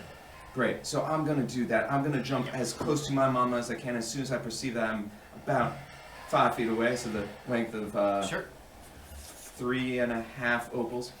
As we measure things down on the palm, I'm gonna cast Thunderstep. All right, so you leap through the air heroically, and I think you've all seen Amethyst pull this trick before. So Mama knows what's coming, and you reach out a hand, and the moment you get within contact, Amethyst casts Thunderstep, and go ahead and roll your damage. Right. Actually, it's a saving throw, con save. Yeah, it is a con save, but I'm still rolling damage. Great. So that's an 8, which is I think not nearly That enough. is not enough. So the crab is going to take 19 thunder damage. Okay. And take it. It does, and that is significant. It does look pretty. And that was a good shot. Its claw kind of like shakes its claw, and like one of the little teeth inside the claw snaps off. Okay. And we've teleported. Yep. And where are you then? I can go at least 90 feet away. I'm not sure what like a safe. Is there? Can we get cover behind like our stuff? Yeah, the wagon is still up there. The livestock that you have is around the wagon. It's terrified, but certainly you can go behind that. So put that in between the two of you, certainly. Yeah, and that's why I'm gonna go. Just make sure Mom's okay.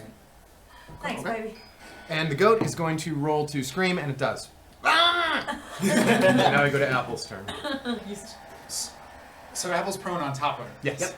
Okay.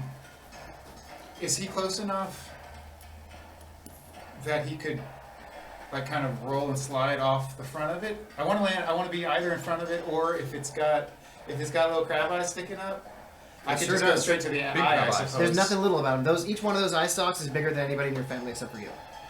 And they're up here with me. Yeah. Right. You got easy All right, access. I might to as it. well go to one of those, and from where I can see, you're probably still Yep. trapped. It'll take you Okay. half your movement to get stood up, but that's still you have more than enough to get to the eye stalk. And Got stuck. All right. Mama! Stay back, Mama! Stay back! Stay back, Mama! I'm hitting it with my maul. 25. that'll hit for sure. And I'm doing a goading attack. Okay. Meaning if it attacks anybody else, Disadvantage. It's a disadvantage. And make sure you're tracking your battle, your superiority dice. Yep. Okay, so the damage is 8, 9, 10, 11, 12, plus superior dice 17. Nice. And Get I that say, crab. and I say, me! Hit me, crab! You get him, Apple. Now, are you saying that in common? Or in crab? That's an interesting question. When furbolgs talk to animals, do they do it in their language? I think it's just a or are they matter just of understood. yeah. It's just like however you want to flavor it. But I think you're able Oh, to. I think I want them to know. Okay. I want my family to know. All right. Great. Okay, and second attack. Yep. Ooh, another big one. 25. Apple's a that'll certainly hit, yeah. hero. Oh! 6, 7, 8, 9, 10, 11, 12, 13. Okay. 30 points of damage. That's a massive attack, and that you've used all your movement. You've used your attacks. Any bonus action? Yes, I need a DM read on this though. Oh, The goading attack does not mention that you have to be able to see. You have to be seen as a target.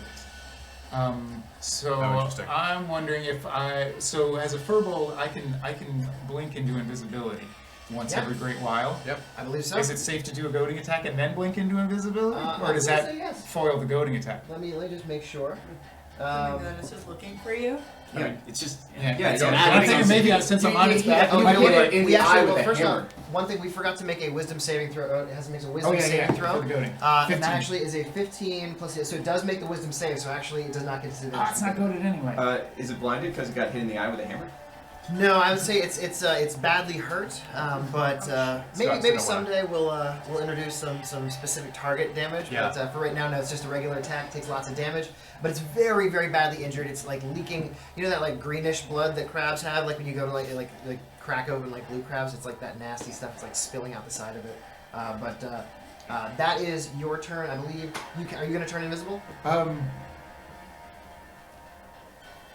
No, it's not going to attack me in particular anyway. But I would say my ruling on that would be that yes, it would. If it attacked anybody else, it would get disadvantage, and if it tries to attack you, it gets disadvantage because you're hidden. So yeah, Psychological warfare is the So intention. for of future. it. Yeah. All right, so Jade, what does Jade do? I can do 2-weapon fighting, right? Yeah, you got 2 daggers. So I'm gonna try to get at it with my 2 daggers. Yeah. You got to run a little bit because you were a little bit downstream from it, but yeah, you can get Still there. within range. Yep.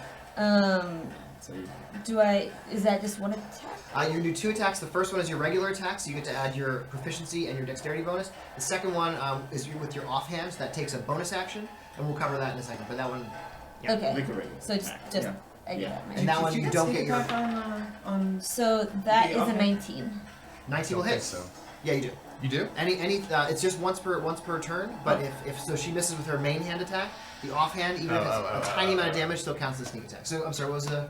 That's 19. Oh yeah, totally hits. Go ahead, you can roll with your sneak attack damage. Dagger's a 1d4 plus 3d6. Okay. You got this.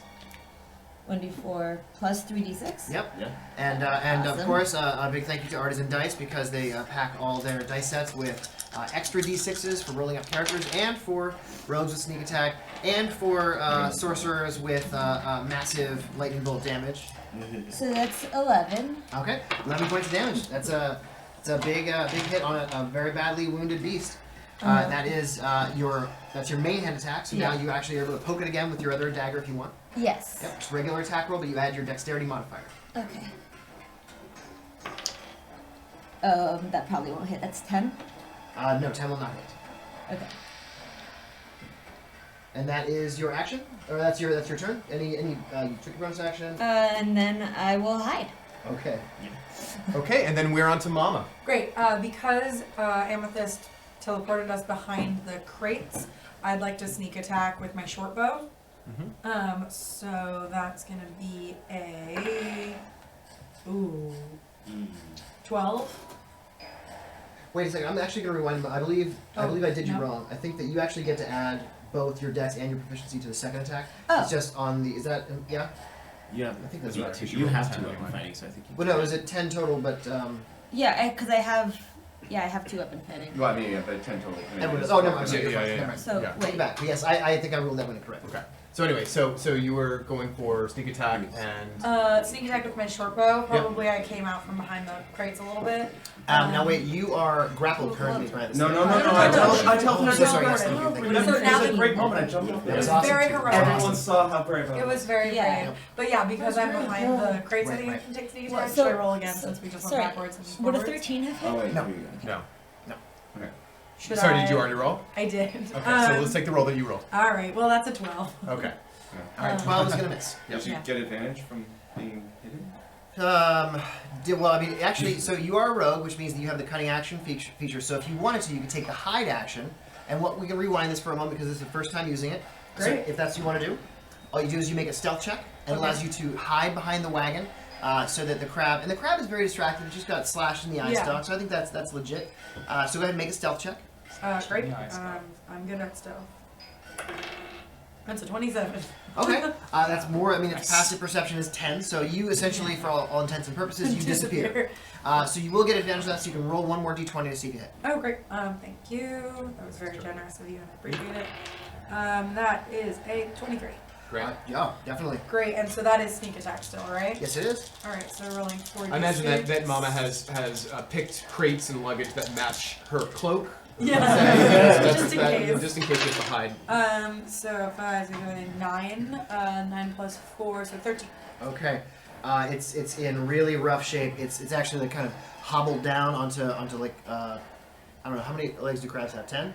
It's like 18 or 19. It's alright. So Great. it's down. And I'm gonna take my bonus action to. You already used your bonus action. Oh, that was but- my bonus action. So Mr. Church pops No. up and he's got a heavy crossbow, old best, that you've only seen him use once or twice on the farm, and he's been furiously jamming like it's one of those like kind of like a rock salt crossbow, let's say. So he's like putting just gravel and stuff in it, and he shoots it right at the crab, Aw. and just that crab. completely misses. And Mama still yells, "We're eating crab tonight!" Consarn it, he says, which brings us to Opal. Opal's gonna toll the dead, and so that's gonna be a wisdom save. Okay. 13. And it has that is an 8, which is going to fail, and it has taken plenty of damage. So go ahead and roll the what is it 2? Kill that crab, baby. 2d10? It's 1d12. Even at 5th level? Opal's at 4th level. Oh, that's right. Yeah. Little Opal. Opal. That's just gonna be a 4. Okay. It had 3 hit points left. So you're told the dead. This necrotic bong sounds as the eye stalk that was severely damaged just kind of ruptures and like cracks and falls lifeless over as it too drops down, and it has so many legs, and they're so stout that it actually its carapace doesn't hit the ground. It just kind of like crumples a little bit, and its claws fall, but it creates almost this like this structure now where these legs are, this rigid exoskeleton are keeping it up. So its body's up there, but it's clearly dead. The eye stalks are limp. And we're going to drop out of initiative, and as we do so, from the tree line, maybe 20 or 30 yards away, comes a clacking sound, and you see emerge from the wood, similar in shape to what you saw with the giant crab, but standing upright. You see people of some sort in a vaguely humanoid shape. These bleached white bellies or backs with kind of a reddish tint to their bellies, these hard carapaces, and they have pincers instead of hands, and they come out kind of wailing like oh, and they approach the it seems like they're coming at you, but they actually divert, and instead of coming anywhere near you, even the ones that were closest to where you just fired from, they make a beeline toward this hulking crab, and they start throwing themselves at its feet and wailing. So these crab folk are basically, maybe like a half dozen of them kind of like and like clacking and sort of seem unsure of what to do with themselves now that this thing is dead. So these are like disgusting half human, half crab? Essentially, yes. Humanoid crab people. Friends of yours, Jade? I yell, can I yell at, because Jade's still in the water and so is the goat, right? I'm gonna, in Thieves' Cant, yell at Jade. Okay. Get the goat and get over here. All right, which is, I think, I would assume in the Wandertraps kind of mountain talk, it's just very heavy, like dialect, like niche, like esoteric dialect, which Jade picks up on, and assuming you obey. Yeah. So, but I gotta get the goat first, right? Yeah, the goat's ready to be led. Yeah, the goat is for sure into that. Cool. So away we go. Yes, Team Goat, it lived, guys. All right, and as you begin to collect yourselves back as a family, the crabs, you hear they're actually speaking in common, and they're just expressing this horrible mourning, and one of them you hear in the cacophony says, "What will we do now?" Can I do one other thing? Sure. I want to, can I peer into the river and see if I see where, not the hulking crab, but the giant crab is? Oh, it's down, it's on the side of the bank, down where Jade was standing. So it's kind of like half sinking amidst the I'm just rock. wondering if we should grab it because it's edible. Sorry, that's Sure. what I mean, Mr. About. Church is all about that. As soon as the guys came, he was getting out his knife to cut down the legs and eat them, but... Cool. I think I asked Mr. Church to take the farmhands and either get a piece of and get as much of the crab as we can put in the wagon. Gladly, ma'am, gladly. We might not want to eat their god right in front of them, so maybe the smaller one. That's what I'm saying. Smaller one. Leave the big one alone. All right, and as the Wandertrap halfling family, just give me a sleight of hand roll to extract the crab from the water without them noticing. Great. Yeah, and you can take it with advantage because. Should I roll or should Mr. Church? Let's just take it with advantage. He's helping you, and cool. yeah. You're pickpocketing That's a nat river. 20. Okay, great. So. And now it's in our wagon. It's in your wagon, and I'm going to say that miraculously, two other little stone crabs were already gripped onto it, also made it into your wagon, so it's perfect. So you've got crab for days. We're gonna be hungry. I didn't know. Just almost makes you feel sorry for these kinds of people. I'm so sorry. Can I What happened? It was attacking us. Should we It fix attacked Mama. Can I say that while we're grabbing this crab, Apple's the only one who's like gone over to be like, I'm so sorry. As you all are eating the offspring of this thing they were kind of worshiping, he's Apple is making peace with the locals. The crab folk don't seem they're sort of not even paying attention to you really. They're upset, but they're not taking any vindictiveness out on you in any way. But we can understand them. Yeah. Well, right now you're dealing with crab, but Apple can understand them, and poor, dirty, stinky, ugly people. Yeah. So now, back to the van. Oh wait, wait. No, we're back in the van. But I had a vision of this blue-skinned man with blue veins just having a terrible row. I don't think it works that way. And I think actually at that point, Mama grabs you by the ear and says, "Amethyst, let this scene progress." Yes. Amethyst, there are other parties that we need to attend to. The narrative waits for no one. I don't know what it means. It just he rolled a 5. All right, so now we cut to Yes, we cut back river to the meet. and we were at the river meet, and as In the middle of combat. Ageless Ta Heralt has flown up toward the ceiling. He's just about 5 feet away from the ceiling in this 30-foot tall room, and he spreads his hand, encompassing all of you that are in the room, and he issues the standard villain threats of you should have fled, but now you're all gonna die. And I need everyone in order. We're gonna start with Bogwood. I need a dexterity saving throw. That's the best thing. Wait, so he's casting a spell? He is indeed. Okay, Should I do Bogwood. it? Should I? Can I counterspell? Before anybody makes a saving throw. I'm gonna counterspell it now. Okay. So, I am interrupting the creature in the process of casting the spell. So is the spell of 4th level or higher? It is indeed. So you're casting I at the had a base feeling. level.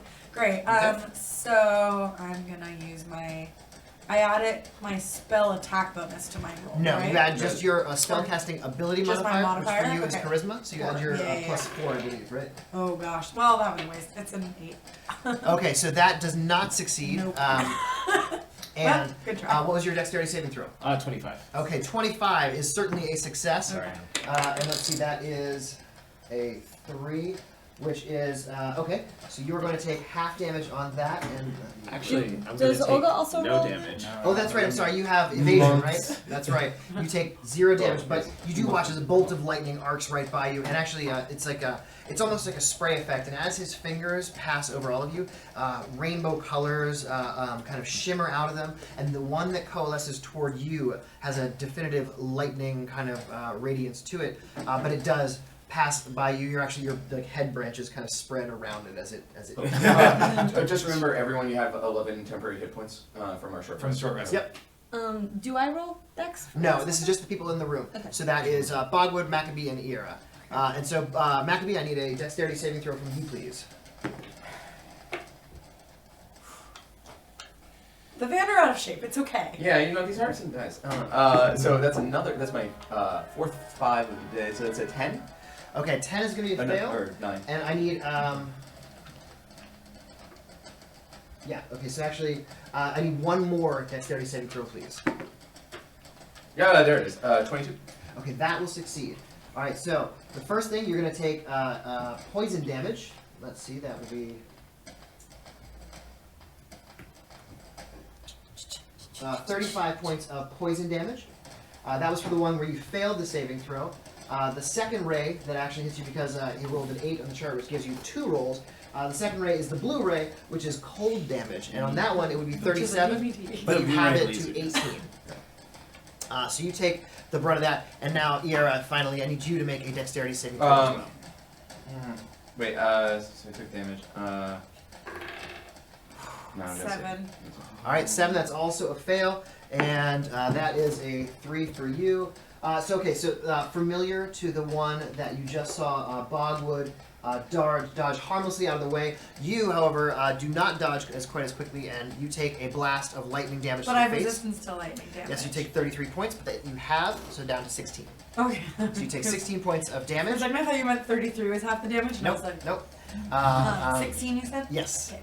And that is Heralt's turn, and he will then. And that's, sorry. Nope, never mind. Keep going. He also at the end of it, the spray says, "See what I mean?" And it's Maccabee's turn. So, Sorry, the knight had readied an action. He had readied the action attack when he saw something, so he's actually going to shoot a crossbow at Heralt. Okay. He's going to, and in doing so, he's moving right in front of you, Maccabee. And that is going to be a 15. That will miss. So he shoots a crossbow and He it stepped into the room to shoot a crossbow. And clatters off the ceiling. I have 2 spatial questions. How high are the ceilings? 30 feet. And how big is the table? 15 feet. 15 feet across? Yep. Does it say up to? It does say up to. Is Bogwood standing on the table? Yeah, Bogwood had climbed on the table and he punched down at. Actually, you know what, Bogwood? When he flew up, you could take an opportunity attack if you wanted. I will definitely take Yeah, the why not? opportunity attack. Oof, that's a 15. Okay, 15 will miss. Alright, so anyway, now that we wasted all that time. Sorry, Bogwood was on the table, and now Bogwood is pretty much directly underneath Heralt. Okay. So he's actually closer to the ceiling He's very close. He's like within 5 feet of the ceiling. And the table's like 4 feet high? Yep. Alright, well, this is kind of dicey. I would like to cast Wall of Fire. Okay. On the ceiling. All right, so you're gonna make a kind of a hemisphere kind of thing to. Yeah. Okay. Cool. Yeah, you can do that. Trap him. And he gets a Dex saving throw. He's That's entirely entrapped in it, right? So he gets a Dex save. Yeah. Okay. All right, that is. That's a 15. That's not going to do it. Okay. So he fails that save, but he's going to use a legendary resistance to automatically succeed. So he dodges out of the way of your wall of fire. And Well, I actually don't think that he gets out from the save. I think he just takes half damage. I thought it was if you were entirely encompassed in it, you got a chance to bounce outside. Is that not right? Oh, that's not a thing. Oh, okay, never mind. I don't know where I was getting that from. Yeah. I mean, it's not really a dome so much as a circle that's 20 feet. Oh, like a cylinder. Now Yeah. that will actually catch Lady Nephrilia, who is sitting at the table. No, it's on the ceiling.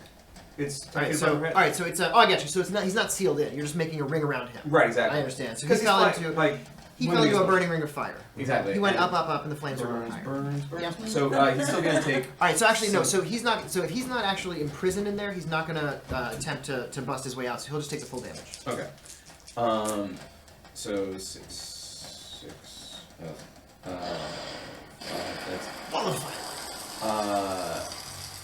so 11, 17. So that is just 17 plus 5 because it's fire damage. Okay. And, I can do that. So so that's 22 damage, and it's 22 damage, and so the way the spell works is a creature that ends its turn within 10 feet of the inside of that, whenever it ends that turn, it has to take that damage, and no save actually when it does that. Okay, great. And then my bonus action, I'm going to use some radiance to heal myself. Okay, how many points are you healing? Yeah, that's a good question. I have, let's see how many I have left. I have 11 left. I'm going to use 4. Okay, all right, so you heal up. That is Maccabee's turn. And Maccabee, as you do that, proud of the work you've done to damage this creature that is fighting you. You notice that above you, the sagging portion of ceiling begins to sag even further. It begins to droop and even drip. And sure enough, a little piece of it seems to almost break off and hit the stone in front of you and sizzle on the ground. And as you watch it distend and change shape, the stone texture of its skin gives way to something very similar to the puddles you saw outside. It's this roiling, purplish black, almost like semi-translucent color, and extruding from its body, these tendrils emerge. And because you are the closest to it, it's going to fling a tendril out toward you. And this is now, it's coalesced into this shape that's about 15 feet across, clinging to the ceiling and hanging upside down with these, writhing tentacle-like pseudopods hanging off of it. And the first one is coming for you. That is a... Oh, wait. That's a 17. 17 hits you? 17 is my AC. Okay, so 17 is going to hit you. So you will take, that is 19 bludgeoning plus 7 acid damage. And you are grappled. 19 bludgeoning. Yep. 7, 26. Correct. Bogwood. You are also within range of this because you are on the table. It's 15 feet and it has a significant reach with these, so it's going to make one attack at you as well. That's a 23, so that's going to hit you. Hits. All right, so you also take 19 points of bludgeoning plus 7 points of acid damage, and you as well are grappled. Okay, so finally, you said 7 points of acid. Correct. Okay, I take half of the 7. So okay, that's 3 good. or 4. Great. Yeah, 3 down. Round. Okay, and then last person in the room is Iera. That's a 22 to hit. Ooh, that hits. Yep, some pretty solid rolls. So you also take 19 bludgeoning plus 7 acid, and you are also grappled. That's bludgeoning, not melee, right? Well, that is melee damage. Oh, great. So when that happens, I'm gonna use my reaction to deal 14 lightning damage to that. Okay. And so it has to make a strength saving throw against my DC of 17. And what happens if it fails? On a failure, it's pushed in a straight line up to 20 feet away from me. Okay. I think it has to take the. Actually, it takes the lightning damage regardless. How much total damage was it?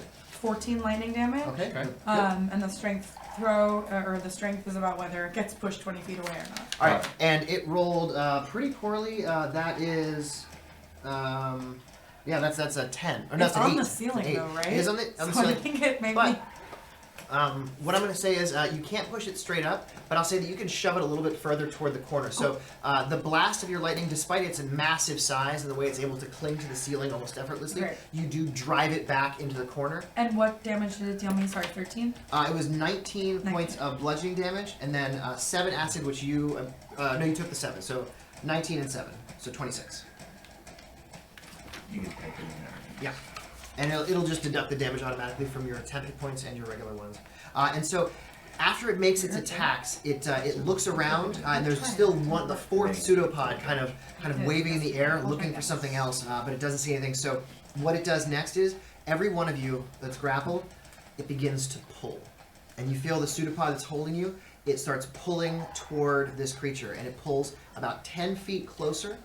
You were at about 20 feet away from it, each of you, so you're about halfway to it. That's as far as it can get you this turn, but you are being drawn closer to it. And you can see that Heralt is kind of smiling like, yes, my pet. And that is its turn. Sir Bornov. Can we talk even when it's not our turn? Yeah, that was just flavor. But if you have a quick thing you need to shout out, I'll let you do it. I'm just gonna turn to the guards and say, take the princess and run, so that hopefully they can ready that action. All right, we'll say that was part of your turn. Yeah, Okay. sure. I think as soon as I see that thing appear, I'm like, get her out, get her out, get her out. So focus on the magic user has always been Sir Bornov's creed. Yes. Can I running in, step on a chair, step on the table? Oh, so the wall fire's still up. Wall fire's How up. far does it go down? 20 feet. Yeah, so there's all the way down. I'll say there. Well, okay, so the ceiling is 30, and there is a wall of fire inside which this magic user is. It extends 20 feet down, so there's a 10-foot area. The table comes up 3-4 feet, so there's like the 6-foot area between the top of the table and the bottom of the flame that you can slice through if you want. You can crouch. Yeah, you can go right in. And Okay. but you will be going inside the area of the flame, which will subject you to the damage because that's the first time you're entering it on your turn. So it's like an inferno. What if it's just my sword in the flame? I'll say what you can do is you do kind of a combat crouch. You know, Sir Bornov's knees are. And there's a hole in the middle of the table, right? Yeah. Above him, right? Yeah. True. Yeah, there's like a little True. rotating stool in there. You kind of like Yeah. So Bornov's knees they do not like this. Yeah, your joints are very much inflating. But you're able to do it. Yeah, you can kind of spin yourself and do like a upward jab. Yeah, so go ahead. Yeah, you can. Okay, so I step on a chair, slide across the table, onto the stool. Yep, and you can see him up there. So he's way up at the ceiling, and you're way below him. But you can see him in this circular kind of cylinder of flame. And I say, is it you that has done this to this table? This is a beautiful piece of furniture. What have you done? 25 to hit? Oh yeah. Oh.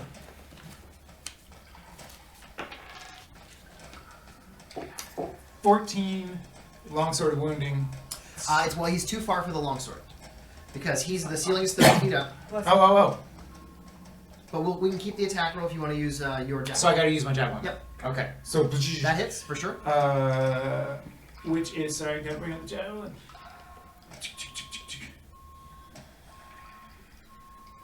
$1d6 plus 4d6. So 1d6 of javelin, plus 7. 10 points of javelin aim. Okay. And a bolt of lightning from my hand to him for an additional 14. Okay, nice. Yeah, so you throw a javelin, and and this is the javelin of lightning, right? Yes. Yeah, as it arcs through the air, it kind of converts to this bolt of lightning, which snaps into this guy's chest, and actually, well, from below, I think it's going to hit him right in the loincloth. And goes straight up, and he freaks out a little bit, and you hit him hard. That's your movement to get in there. You're still below the pillar of fire. And actually, I believe, Max, I forgot to make you make a concentration check, right? For your wall of fire? Oh, that's almost. Yeah. Yes, it is concentration. Okay. I haven't done that in a while. That's just. So it's half the damage, which you took 26, but you have the fire damage, right? No, there was no fire damage. So it was 13. So you have to get a con save 13 or better. Okay. Constitution. Yep. Save. I had this wonderful dream. Damn it, this just pops in the corner. 12. 12 is a fail. So you lose concentration. The fire does disappear, but it happens, we'll say, in tandem with this lightning bolt hitting. So the fire dissipates as the lightning javelin hits the bad guy. Oh, did I do that? I'm sorry. Yeah. All right. So may I also take a free yelling something for the princess? Yes. After she yells that, they yell, "No, there are more of these at the bottom of the stairs. Stay, princess, on the stairway. Protect yourself." Consolation prize. I realize it's actually 6 d8s, not 5 d8s, because it's the 5th level. All right. So roll a few more. Grab a handful of D8 there. All right. No, it was just one. Right. But another 3. Got it. Oh, he's dead. No, he's dead. Is he looking at all? all right. So he's gross, and Right. and you notice that when you cut him and like when you damage him, he bleeds kind of that blackish fluid, not actual blood. But he's taking some hits, but he's still looking rather hale for someone as gross and emaciated and malnourished as he is. I told you so many times not to let the ichor get in your eyes. If you were here. Gold blood in your eyes. All right, so that is Borno's turn, and now the princess and her husband. Oh, they were from next. Yep. Okay. Right? Yeah. Yes, they are. You're right. You're right. Yep. So the princess and her husband, they're very confused. They've gotten conflicting orders to flee, and she's mindful of the black puddles. So she and her husband are going to, she's going to take her husband's hand and say, "Sabarnath, what do we do?" And she's going to hold her action. So she and her husband are both going to hold their action, and what they're going to do is they're going to take the dash action, and in response to Borno's command, they will move in whatever direction he says. And so right now, they are huddled just outside the door at the top of those stairs. And that's where they're going to wait until they get better, more instructions. So that brings us back to the top of the order with Bogwood, who is standing on the table. So we actually have the knights first. Oh, I'm so sorry. Yeah, so the knights. Oh no, I'm sorry. No, we have knights. Never mind. And actually, last time it was only Lusar Yes, took a turn. got it. Took an Yes. action. Yes. So Bogwood. So is Bogwood currently grappled by the black? You are. Okay. And you can try and escape it if you want. But this thing, the pseudopod, the way it worked is it like smacks you with bludgeoning damage. It burns as it's wrapping itself around you, and it's kind of like you are almost like wrapped up in the flesh of this slimy thing. Okay. An oozy thing, one might even say. Oozy thing. If you were to classify a creature type. So, like, yeah, I assume, like, I'm grappled, like, hands are, like, bound and everything. No, actually, you are. It's just the standard D&D condition. So your movement is 0, but you are free to make any actions you want. There's no disadvantage because you're not. Oh no, I'm sorry. You are restrained, so you have disadvantage on attack rolls. But you can still make your attacks, and you can still, do things. Yeah, I think I just gotta get free first, probably. Is it gonna? All right. So if you want to try and just free yourself, it's you can make. It's just like any grapple. You can make your choice of an acrobatics or an athletics check, and see if you can slip out of its grasp or break your way free. All right, we'll try with an athletics. That's gonna be a 23. That is sufficient. So you actually kind of groot your way. You put your finger branches in between and just like shred a little bit away so you can pull your body free. And little bits of it are kind of still clinging to you, but you are able to pull yourself out. And now that you and actually, did you roll that at disadvantage though? Oh, I did not roll that at disadvantage. The second one was a 17. Okay, that's 17 total. Yeah. So actually, you do not make it out. The DC is 18. So you remain trapped. You do claw at it, and you realize that it's possible to get out of this thing. But while it's holding you this way, it's much more difficult than it normally would be. I am actually gonna. No, this wouldn't be. This is not a saving throw. Right, I was gonna try and use diamond, so. Nope, not a saving throw. So you remain grappled and you can't move. You have taken your action, and no bonus action. Then I think as I do as a bonus action.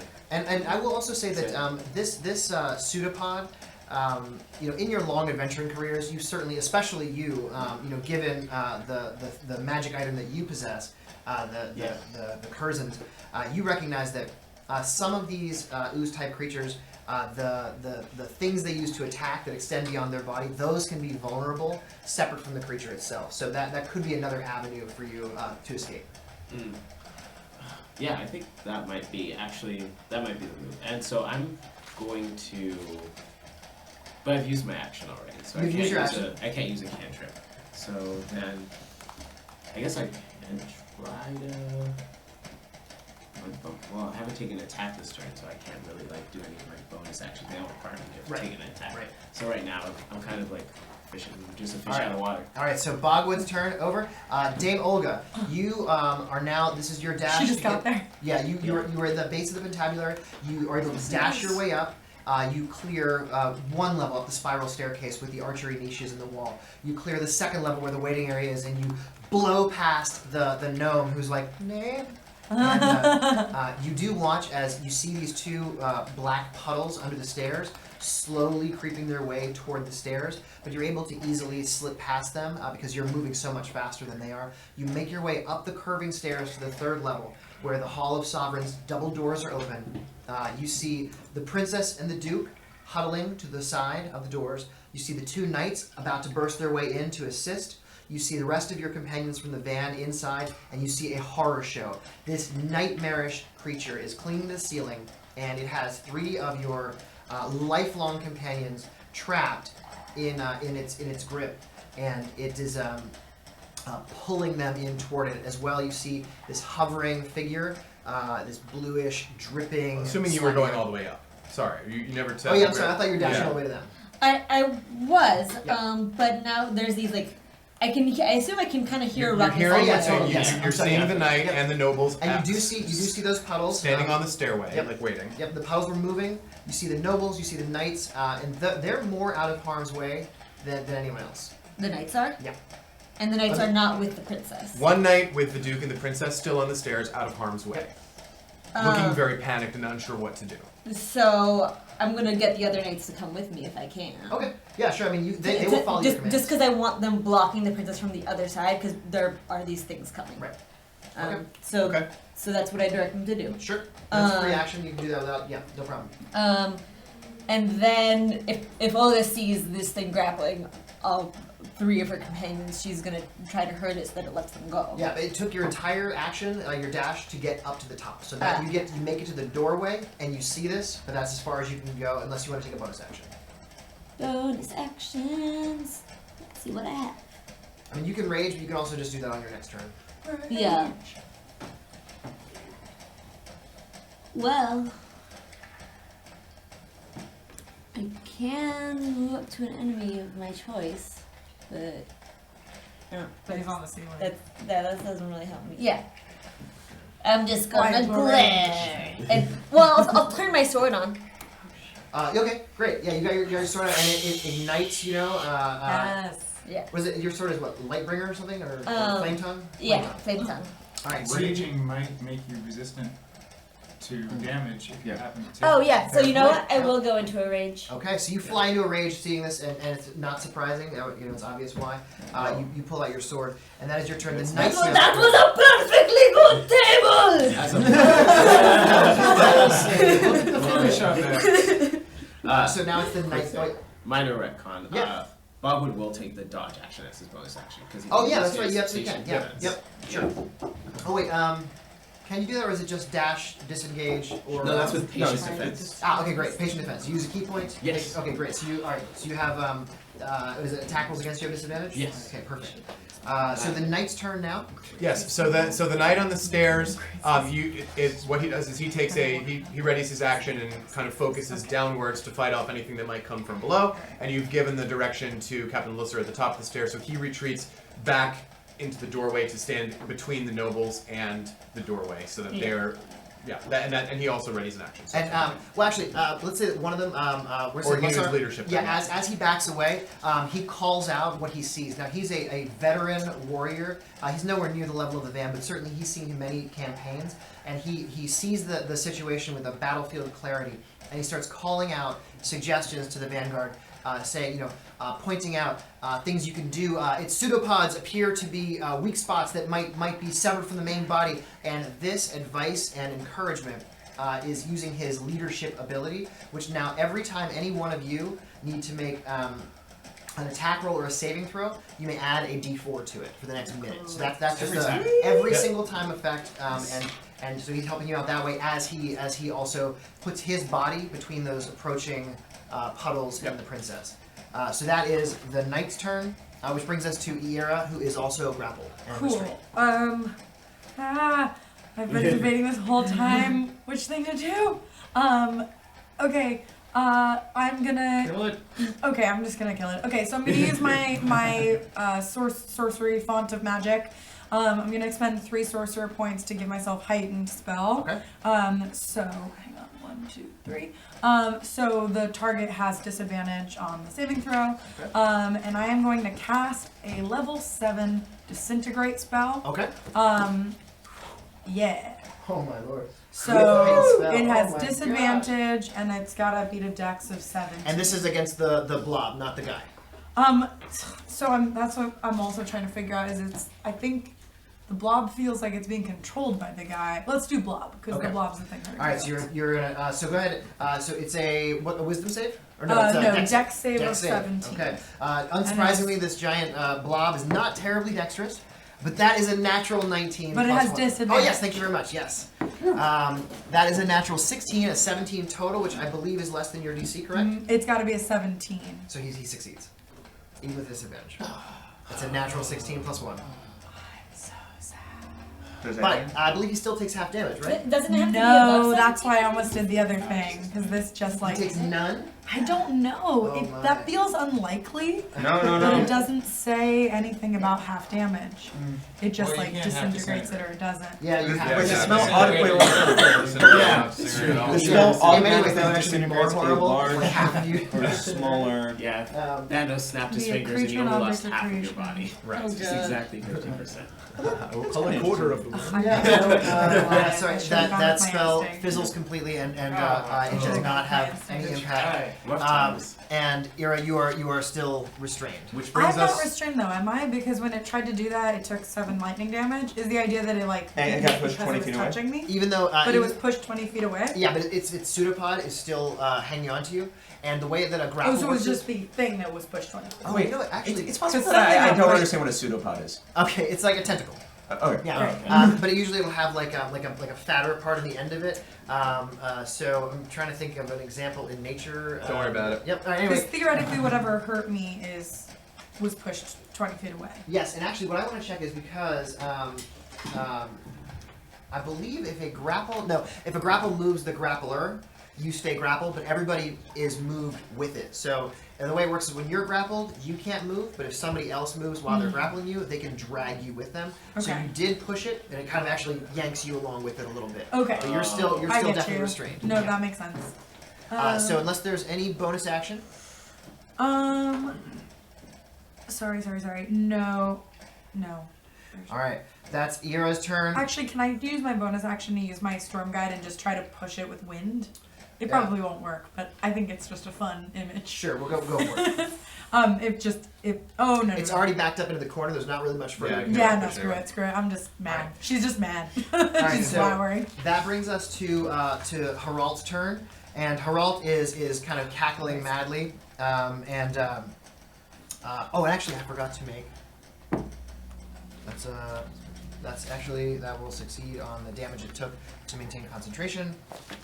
All right, so Heralt is going to look down at what's happening with the 3 of you, and he's going to fire off a vitriolic sphere. He points down, and I'm going to say that Boranoth and Bogwood are close enough that they'll be gotten the same sphere, but the 2 of you were on the other side of it. No, actually, I'm sorry. You went to the table as well, right? So I was standing next to the table by Lady Nephrilia. right. So actually, And she was pushed 20 feet away. Yeah, the three of you were close enough that you're pulled toward it, so you're all in the same place. Maccabee, I'm gonna say you're outside of the range of this, but I need everyone to make a dexterity saving throw. Okay, with the +4. Yeah. Yes. Or Yes, not with the roll a +4. D4, The exactly. And were you using your no, plus you're four not and you your rolled your... No, because he was It the was my one saving rolling throw. against me. Oh, okay. Got it. 9. It's a dex save. Sorry. Yep. 12. 12 is not enough. 14. 14 is not enough. 28. 28 will do. All right, so Monks, man. Monks. yeah, no kidding. So everybody who failed, you take 38 points of acid damage. The monk, however, takes I'm 0. like dead. Yes. So you go unconscious? No, I'm 3 points from dead. You- Great. 10. Sorry, 38. There. Yeah, I've got 3 points, guys. Don't All right. die. And Heralt is then going to, he's just going to hover himself over to where this blob creature is on the ceiling, and you watch as he looks at you. His eyes never blink as he passes inside it and goes within, becomes encapsulated in this blob, and kind of turns, and he's kind of like reclining as he watches you from above. And that is his turn. Maccabee. Okay. Wait, where is he? He has actually passed through the surface of this blob. He is now inside it. Okay. And one might say that he now has total cover from within. Okay. It doesn't matter, because we're cutting to a peaceful wood scene. Oh my god. Oh, it so matters. The scouts matters. are walking around. The scouts. Yes, super curious. Oh, God. Baniculi, banicula. Exactly. Banicula. So going to you've hunt, been if we're going to hunt, we need to not walking sing. through these walking through these nice woods. You had a pleasant walk all day long. You can't imagine. This seems like a delightful place. Everything that you're discovering is wonderful, and you've learned a little bit about each other, and there may be some tensions rising. I mean, historically there's been some difficulties with gnomes and kobolds, but both of you have probably been keeping it fairly professional. It's up to you how you want to handle that. I'm totally fine with it. Yeah. And okay, great. I wouldn't say that I am. What is your skin made of? Is it scales? Don't touch it. Okay, sorry. Just curious. Oh man, is that a pseudo dragon? It is, and I realized I forgot to mention before Yes. that Roger perpetually has on his shoulder a purple pseudo dragon named Gertrude. Aha. Okay. Love And what is Gertrude doing? Is just kind of perching silently? Well, Roger can actually use Gertrude essentially as an extra pair of eyes. Aha. So he's gonna be using her to sort of go around and scope things out and seeing through her as well as himself. Got it. Yeah. Yeah, Draconis minimalist. Look at his wingspan. It's great. Yeah, it's fantastic. Yes, and as you're walking, Her this. wingspan. Yes. Okay. Gertrude is a lady. Oh, not like Gertrude's son. And as you walk into the woods, the beach setting turns into these rolling grasslands, which you've kind of looked out previously and noticed, woods about a mile away. So you kind of walk through the woods, and just this great old growth kind of mossy forest floor, really lovely. Excellent. A lot of birds flying overhead, healthy insect population, nothing too bothersome, just a couple of swarms of mosquitoes every once in a while. Lots of mushrooms growing around that are very delightful to look at. And, yeah. Any new kinds of birds? Anything that's we wouldn't have seen back in the crown? So far, give me a nature check and see what you see. Yeah, absolutely. Oh, 10. 10. You're definitely on the lookout for interesting birds, and you see some that could be related. The kind of thing that the layman would see that and say that's just a regular bird, but there's one tiny detail about its eye that you think may be slightly different or some different coloration, something like that. However, about an hour into your walk, you think you see something much larger than a bird flying overhead. Something that has a bird-like wingspan, but almost you just see it out of the corner of your eye, and you race to kind of see more of it, but you from your vantage point on the ground, you can't really see, but it looks like it has some sort of mammalian, almost like feline pieces to this thing as it flies high above. Something you've never seen before. Interesting. So cool. Yeah. There's a lovely little stream rolling by in places, and delightful little silvery kind of fish floating around. Nothing worth eating necessarily in this area. Of course, not that you would necessarily want to do that anyway. And yeah, it's a lovely walk in the woods. Nothing seems threatening about this whatsoever. You are on a mission, of course, to find rations, and so we're going to do this as a skill challenge. Great. So you each have multiple. Are you making point of order? Yeah. No, I just had something Riley wanted to do. Oh, great. You mentioned the stream, and so Yes. Riley's definitely going to try and figure out where those fish are coming from and where likely they would have been before. So he wants to use his survival skill to like find water, basically. Yes. No, To find continue. water. Yeah. To find a source of water. Find the source of water. Great. That far. Great. So that's going to be a 25. Okay, it's a 25. So you're using the survival skill to basically look at the kind of Look at the small stream and figure out where the larger water is probably coming from. Right. So you look at the stream, and you see this seems to be heading. It's a stream heading towards the Beswick River, if you had to guess, you would say that there's some small lakes, and perhaps if you were to keep going east, you would discover perhaps another larger sort of a waterway that's kind of. There's also more towards the northeast. There are hills. There's sort of a mountain range, which you can almost see in the distance, quite a distance away.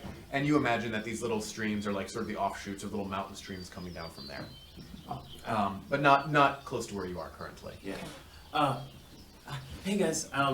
I think, Yes. judging from the stream, we need to go towards the mountains. There's probably lots of things there. Excellent. Lead the way. Yes. Also, just so we're all Yeah. aware, this is my steed, Walter, and you see, he's not entirely corporeal, or he's corporeal, but he's not of this plane. You see, he's fey. So if we find plants or things that we're worried are poisonous, we can simply feed them to Walter. For if Walter dies, I can always summon him again. So it's an excellent way to be able to check if something's poisonous. Walter just sort of like. Walter smells funny. That seems. How does Walter feel about that? Walter shrugs again. Well, in that case, can we just make a few Walters and bring them back for meat? Oh, Walter is my only steed, and no, I have no interest in eating my friends. Well, I know a bit about botany myself, so let's see who can put those skills to the test first. But Yes, I see. for There's one various appreciate mushrooms Walter's. about. Yeah. Yes. I also brought my my purifier, and I just hold up a hand, and like greenish light comes out of it.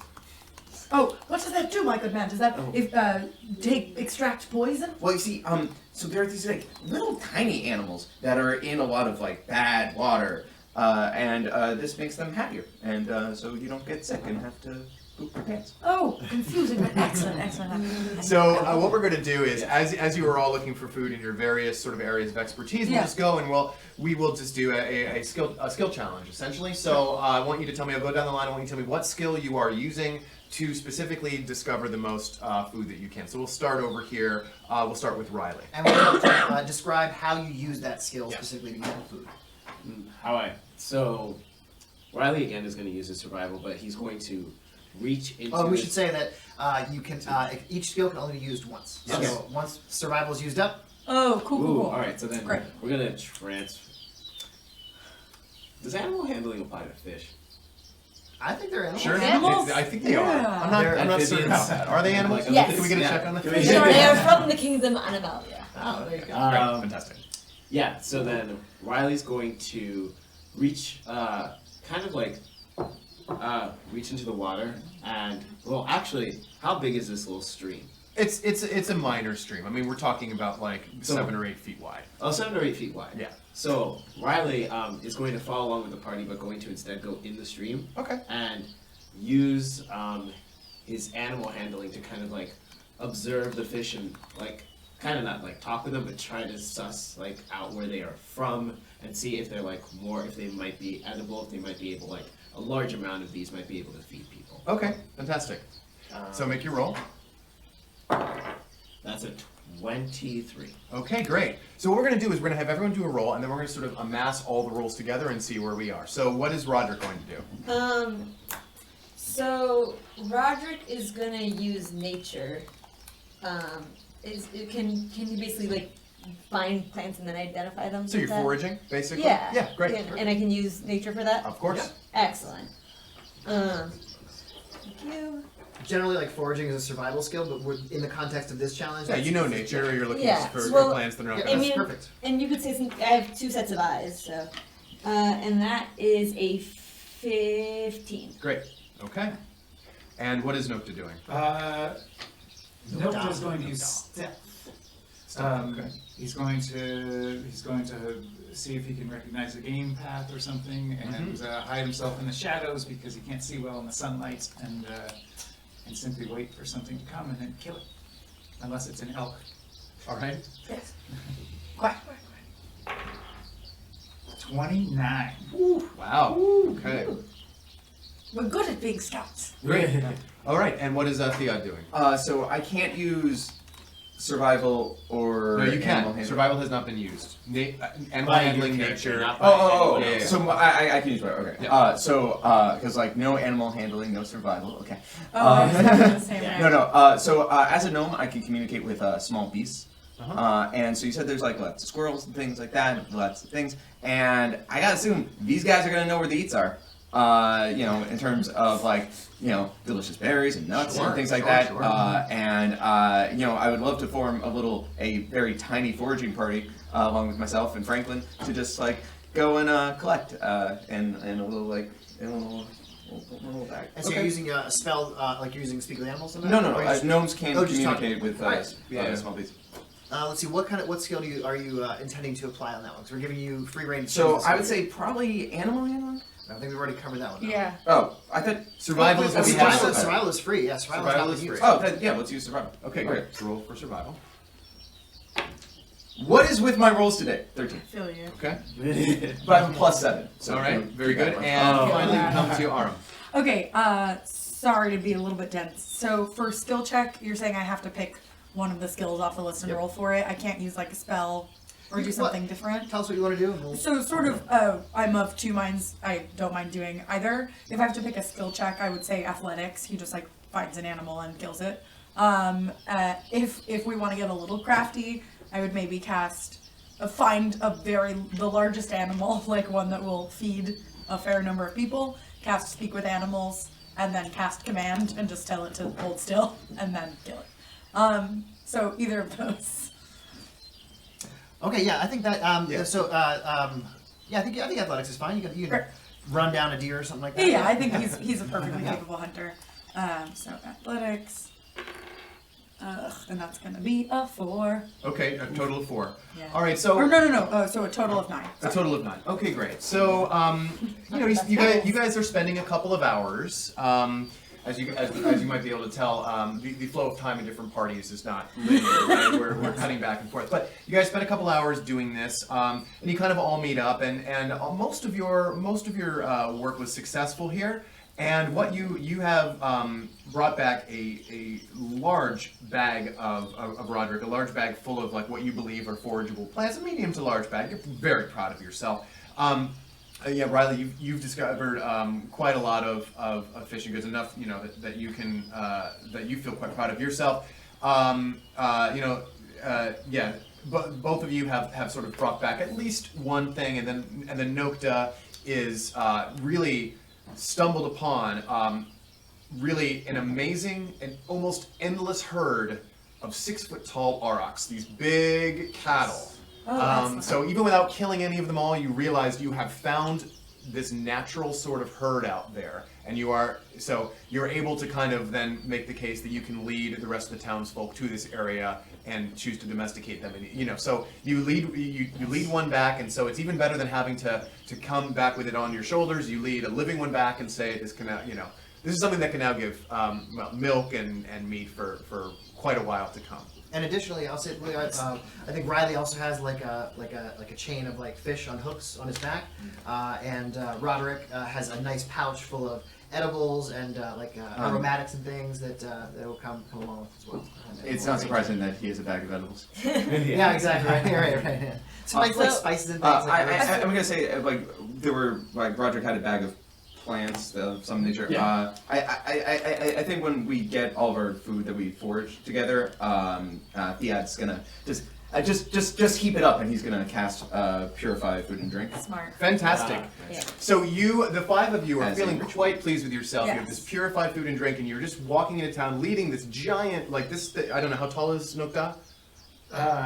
Like 3 feet, 4 feet, something like that. This thing that's about almost twice your size. 3 feet. And as the scouts march back into town, they are the toast of town, victorious, and the magistrate is oh so happy, throws them all a party, and to the degree that this quintet almost regrets that in the morning they'll have to leave and go upriver. But it's been a wonderful day. How could anything possibly go wrong on this island? Tune in next week to find out how that happens. Oh no, God.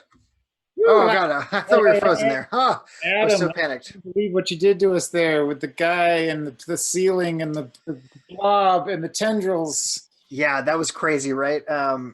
I feel like there were so many cliffhangers in this episode that was like part of the concept why we did the multiple parties, is so that we could build up to a very dramatic moment and then wrench it away from you. Cut away and leave us hanging miserably. Yeah. So I'm worried about the band, like for real. I am too. We were sitting there confidently when we just killed the Kraken. We figured we could handle this guy no problem, and you can start to see on our faces a look of wait a minute, please. Yeah, it's a serious fight, and we're going to continue it next episode. You know, a fun fact about this episode is that we actually recorded the first, I would say, half or 2/3 of this episode twice, because the first time we did it, we had a catastrophic failure of our video recording setup, and we lost everything, and it was a complete nightmare. And we thought, oh God, this is the end. We're not going to be able to finish this show. And then Hiram Becker of the Cannery Collective, who was our main video producer during the show, and Maximilian Clark of Punching Up Productions came through with cameras, and we set them up.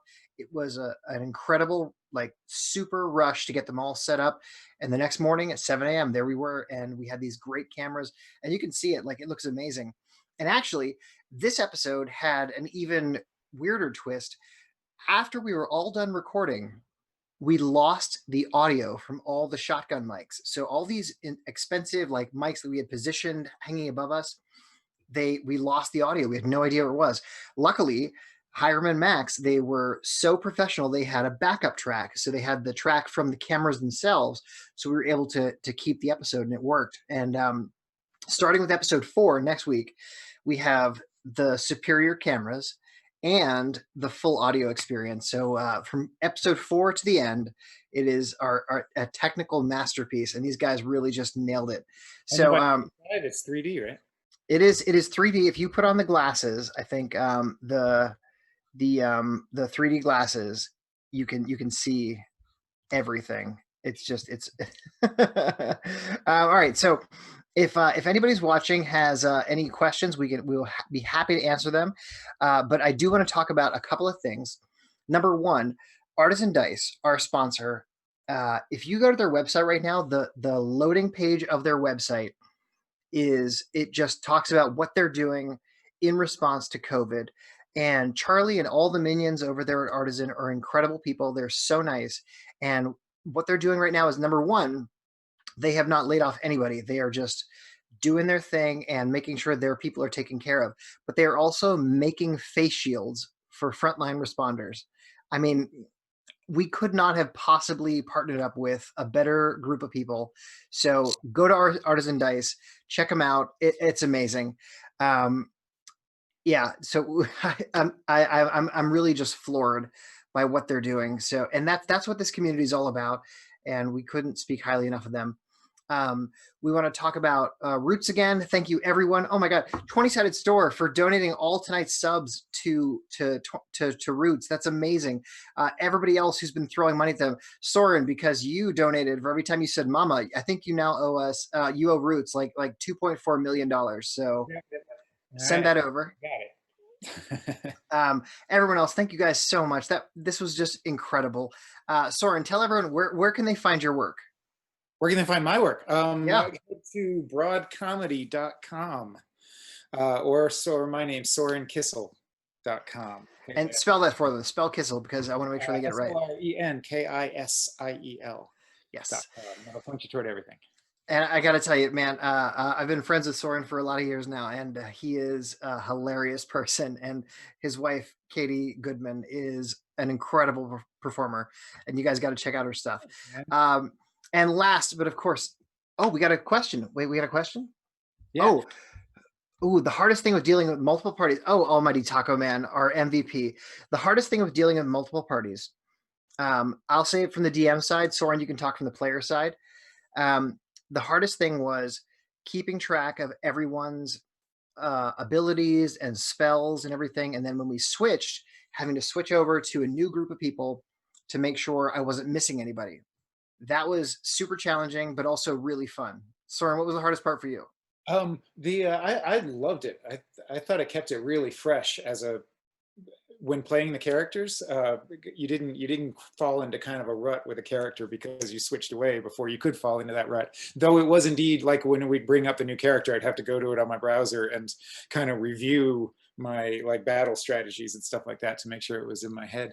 But when we were doing auditions for this and kind of the playtest auditions, you guys had us in a couple of situations where the parties actually met each other. Yeah.